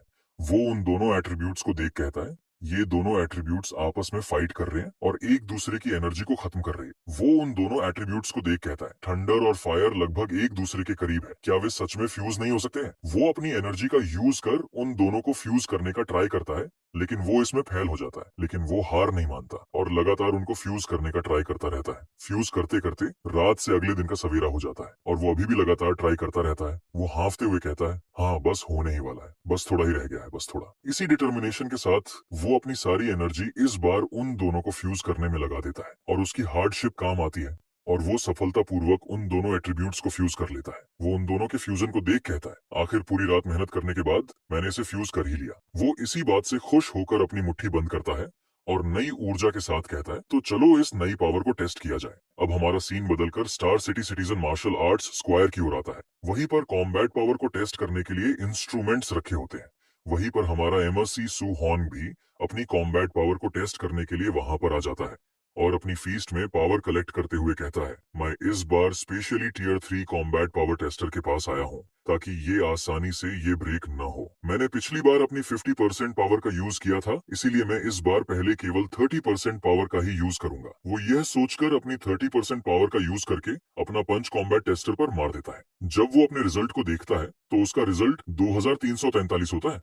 वो अपनी कॉम्बैट पावर को देख कहता है, मेरी इतनी ही पावर 2300 से पार निकल गई। पहले मेरी 30% पावर केवल 1800 थी, यानी मेरी पूरी पावर लगभग 8000 के आसपास है। अगर मेरे थंडर एट्रीब्यूट की पावर इतनी है तो मेरे थंडर और फायर के फ्यूजन की कितनी पावर होगी। इसी सोच के साथ वो अपना फ्यूजन अटैक कर देता है। जब वो अपने कॉम्बैट पावर को देखता है तो वो दंग रह जाता है। वो कहता है, मेरी फ्यूजन पावर 3000 है। सिर्फ फिजिकल बॉडी पर निर्भर होकर और उसमें थंडर प्लस फायर को फ्यूज करके महज 30% ताकत, और फिर भी tier 1 high stage martial artist से ऊपर है। वो अपने हैंड को देख मुस्कुराकर कहता है, मेरी वाइटैलिटी अभी सिर्फ 123 पॉइंट्स है, जो कि बहुत ज्यादा डरावनी है। अगर मेरे दो एट्रीब्यूट्स ही इतने ज्यादा पावरफुल हैं, तब क्या होगा जब मैं अपने सारे एट्रीब्यूट्स को आपस में कंबाइन कर दूंगा। तब मैं सोच भी नहीं सकता कि मेरी पावर किस लेवल की होगी। मैं वापस जाकर 3 एट्रीब्यूट्स को कंबाइन करने का ट्राई करूंगा। सिर्फ इतना सोचने भर से उसका दिल तेज धड़कने लगता है। अब हमारा सीन बदलकर वापस से उसके होम की ओर आता है। वो छत पर लेटे गहरी गहरी सांसें ले रहा होता है। वो अपने सिस्टम पैनल को देखते हुए कहता है, 3 एट्रीब्यूट्स को कंबाइन करना सच में काफी कठिन है। मुझे नहीं पता कि इन्हें कंबाइन में मुझे कितना टाइम लगेगा। मैंने 7 एट्रीब्यूट्स को कंबाइन करने का ट्राई किया, लेकिन उसमें कुछ भी प्रोग्रेस नहीं हुई। क्या गाइडेंस टेक्निक का लेवल बढ़ाने से एट्रीब्यूट फ्यूजन ज्यादा स्टेबल हो सकता है? सुहॉन की नजर सीधे सिस्टम इंटरफेस पर टिक जाती है, जहां पर उसके सारे एट्रीब्यूट्स के स्किल का लेवल अभी 1 ही होता है। वो कहता है, कल मेरा मंथली एग्जाम है, मुझे जितना हो सके वहां से उतने मार्शल वैल्यू पॉइंट प्राप्त करने हैं। अब हमारा सीन शिफ्ट होकर डायरेक्ट उसी दिन star city number 1 high school की ओर आता है। वहां पर सारे स्टूडेंट्स अपने एग्जाम के लिए काफी एक्साइटेड दिख रहे होते हैं। तभी प्रिंसिपल स्टेज पर आकर उन सभी को बताता है कि इस बार का एग्जाम पहले वाले से अलग होगा, क्योंकि अभी फ्रंट लाइन की हालत काफी चिंताजनक है। अब से हर साल जीनियस स्टूडेंट्स के लिए एक ट्रेनिंग कैंप लगेगा, जहां पर वे अपनी ट्रेनिंग कंप्लीट करेंगे। ट्रेनिंग कैंप में न केवल आपको भारी मात्रा में रिसोर्सेज मिलेंगे, बल्कि आपको भारी मात्रा में मार्शल आर्ट स्किल्स और पिल्स मिलेगी, और साथ ही आपको ग्रैंड मास्टर द्वारा इंस्ट्रक्शन भी प्राप्त होगा। इस महीने की मंथली एग्जाम में टॉप 3 स्टूडेंट्स स्टार सिटी द्वारा ऑर्गेनाइज्ड ट्रेनिंग कैंप में भाग ले सकेंगे। प्रिंसिपल की इस अनाउंसमेंट को सुन सभी काफी खुश हो जाते हैं और आपस में इसी बारे में बात करने लगते हैं। वे सभी कहते हैं, जीनियस ट्रेनिंग कैंप एक टियर 7 ग्रैंड मास्टर इंस्ट्रक्टर के तौर पर। हमारे प्रिंसिपल खुद सिर्फ टियर 3 के हैं। हमें जितना ही होगा ताकि हमें वो ग्रैंड मास्टर कुछ सिखा सके। सू हॉन्ग उनकी इन बातों को सुन अपनी और प्रेसिडेंट वू की कन्वर्सेशन के बारे में सोचता है। ये क्या मतलब हुआ? पहला स्थान लाओ और मुझे स्पॉट मिलेगा। क्या यहाँ पर टॉप 3 को स्पॉट नहीं मिल रहा है? जब सू हॉन्ग इसी बारे में सोच रहा होता है, तभी उसका फ्रेंड उसके पास आकर उससे कहता है, चेन शान और ली टू दोनों टियर 1 मार्शल आर्टिस्ट बन चुके हैं और काफी लोग थंडर रश फिस्ट के बेसिक लेवल तक पहुंच चुके हैं, इसलिए हमारे जीतने का कोई चांस नहीं है। सू हॉन्ग उसकी बात सुन उससे कहता है, क्या मैं सिर्फ 10 दिन स्कूल नहीं आया और इन्होंने मार्शल आर्टिस्ट का ब्रेक थ्रू कर लिया? उसका फ्रेंड वापस से उसे बताता है, इन दिनों प्रिंसिपल ने सीनियर चेन तियान को घसीट कर बुलाया है, जो थंडर रश फिस्ट सिखाते हैं और टैलेंट वाले छात्रों को प्राइवेट लेसन दिलवाए जा रहे हैं। चेन शान और ली टू की वाइटैलिटी कुछ दिन पहले 100 के पार चली गई है और उनका थंडर रश फिस्ट 3 बार गूंज कर सकता है। वहीं हमें उन दोनों को दिखाया जाता है। चेन शान कहता है, इस बार मैं सबको दिखाऊंगा कि असली नंबर 1 जीनियस कौन है। इस पर शीटू कहता है, जब मैं तुम्हें जमीन पर गिरा दूंगा तब भी उम्मीद है तुम इतने ही कॉन्फिडेंट रहोगे। तभी वहां पर वहीं थंडर रश फिस्ट सिखाने वाले टीचर आते हुए कहते हैं, ओल्ड ली, उस जीनियस को ढूंढा जिसका थंडर रश फिस्ट 9 बार गूंजता है। इस पर प्रिंसिपल उसे जवाब देता है, मैंने हाल में हर जगह खोजा है, लेकिन मुझे नहीं लगता वो मेरे नंबर 1 हाई स्कूल का स्टूडेंट है। तभी उनकी नजर जियांग मिंग और उसके दोनों स्टूडेंट्स पर पड़ती है, जो कि उन्हीं की ओर बढ़ रहे होते हैं। उसे अपनी ओर बढ़ता देख उन्हें समझ नहीं आता कि वो यहाँ पर क्यों आया है। जियांग मिंग एरोगेंट स्माइल देते हुए कहता है, ओए ओल्ड ली, तू ऐसा चेहरा क्यों बना रहा है जैसे तेरी बीवी घर छोड़कर भाग गई हो। उसकी बात पर प्रिंसिपल गुस्से में उससे पूछता है, जियांग मिंग, तुम मेरे स्कूल में क्या कर रहे हो। इस पर जियांग मिंग कहता है, ओल्ड कॉमरेड, इस साल तुम्हारे स्टूडेंट्स की क्वालिटी कुछ खास नहीं है, इसीलिए मैं अपने 2 स्टूडेंट्स लाया हूँ मंथली एग्जाम खत्म होने के बाद। क्यों ना पहले स्थान वाले स्टूडेंट को हमारे साथ एक स्पार के लिए भेज दो। उसकी इस बात को सुन प्रिंसिपल सोचता है, धिक्कार है, ये आदमी तो सीधे मुझे बेइज्जत करने आया है। अगर मैं मना कर दूं तो क्या ये मान लेना होगा कि पूरे स्कूल में एक भी ढंग का टैलेंट नहीं है। वापस से जियांग मिंग उससे कहता है, बेशक तुम्हारी तरफ के स्टूडेंट्स की क्वालिटी तो काफी कमजोर लग रही है, अगर मना कर दो तो मैं समझ सकता हूँ। उसकी इस बात पर चेन तियान कहता है, तुम जानबूझकर यहाँ परेशानी खड़ी करने आए हो। वही पीछे उसके दोनों स्टूडेंट्स किसी को देख हैरान रह जाते हैं। तभी उसका एक स्टूडेंट उसके कान के पास आकर उससे बताता है, टीचर एक बुरी खबर है। वो एक और इशारा करते हुए कहता है, वहाँ सुहोंग है। उसकी इस बात पर जियांग मिंग कहता है, कौन सुहोंग। जब उसकी नजर सुहोंग पर जाती है तो वो समझ जाता है कि उसका स्टूडेंट किसके बारे में बात कर रहा है। वो सुहोंग को देख सोचता है, अरे ये तो वही लिटिल मॉन्स्टर है। क्या वो बच्चा वाकई नंबर 1 हाई स्कूल से है। वो अपने स्टूडेंट्स की ओर देख सोचता है, अगर ली यान और ली मिंग उससे भिड़ गए तो वो लोग कभी जीत नहीं पाएंगे। बेहतर है चेहरा खोने से पहले ही पीछे हट लिया जाए। फिर वो अपनी झूठी मुस्कान के साथ प्रिंसिपल से कहता है, ओल्ड ली और ओल्ड चेन, गुस्सा मत होइए, मैं तो बस मजाक कर रहा था, कोई मुकाबला नहीं। मेरे ये 2 बेकार स्टूडेंट आपके स्टूडेंट्स से तुलना के काबिल ही कहा। इस पर वे दोनों भी कहते हैं, हाँ, हम हार मानते हैं। उनके इस प्रकार के बिहेवियर को देख वो दोनों हैरान रह जाते हैं और गुस्सा होते हुए सोचते हैं, ये लोग इतनी जहरीली व्यंग्य भरी हंसी उड़ाने की हिम्मत कैसे कर सकते हैं। उनको ये नहीं पता होता कि वे दोनों किस वजह से पीछे हटे। अब मंथली एग्जाम का टाइम आ जाता है और अनाउंस होता है कि सू हॉन और चेन पेंग दोनों का मुकाबला शुरू हो रहा है। सू हॉन का फ्रेंड उससे कहता है, सू हॉन, तुम्हारा पहला प्रतिद्वंद्वी एक क्वाजी मार्शल आर्टिस्ट है, तुम्हारी किस्मत वाकई खराब है। वही उसका टीचर भी कहता है, सू हॉन, तुम लड़ने की कोशिश कर सकते हो लेकिन जबरदस्ती मत करना, चोट लग गई तो फायदे से ज्यादा नुकसान होगे। वही उसका ओपोनेंट फाइटिंग पोजीशन में आकर उससे कहता है, तो बताओ तुम खुद नीचे जाओगे या फिर मैं तुम्हें जमीन पर गिराऊं। जब वो ये सब कह ही रहा होता है तभी सू हॉन्ग अपने प्लेस से गायब हो जाता है और एक ही पल में उसके करीब आकर उसके एक रैप्टा मर देता है। एक ही रैप्टे में वो वही नॉक हो जाता है। सभी सुहोन की स्पीड और पावर को देख दंग रह जाते हैं और वही उसका फ्रेंड उसकी पावर को देख कहता है, ओल्ड सू इतना खूंखार कब से हो गया। उसने एक ही बार में क्वाजी मार्शल आर्टिस्ट को टेक डाउन कर दिया। सू हॉन्ग फाइट करते करते कई सारे स्टूडेंट्स को हरा देता है जिससे सभी हैरान रह जाते हैं और हैरानी से कहते हैं, अरे सू हॉन्ग ने इतनी स्टूडेंट्स को हरा दिया, क्या वो पहले ही एक मार्शल आर्टिस्ट के लेवल पर पहुंच चुका है।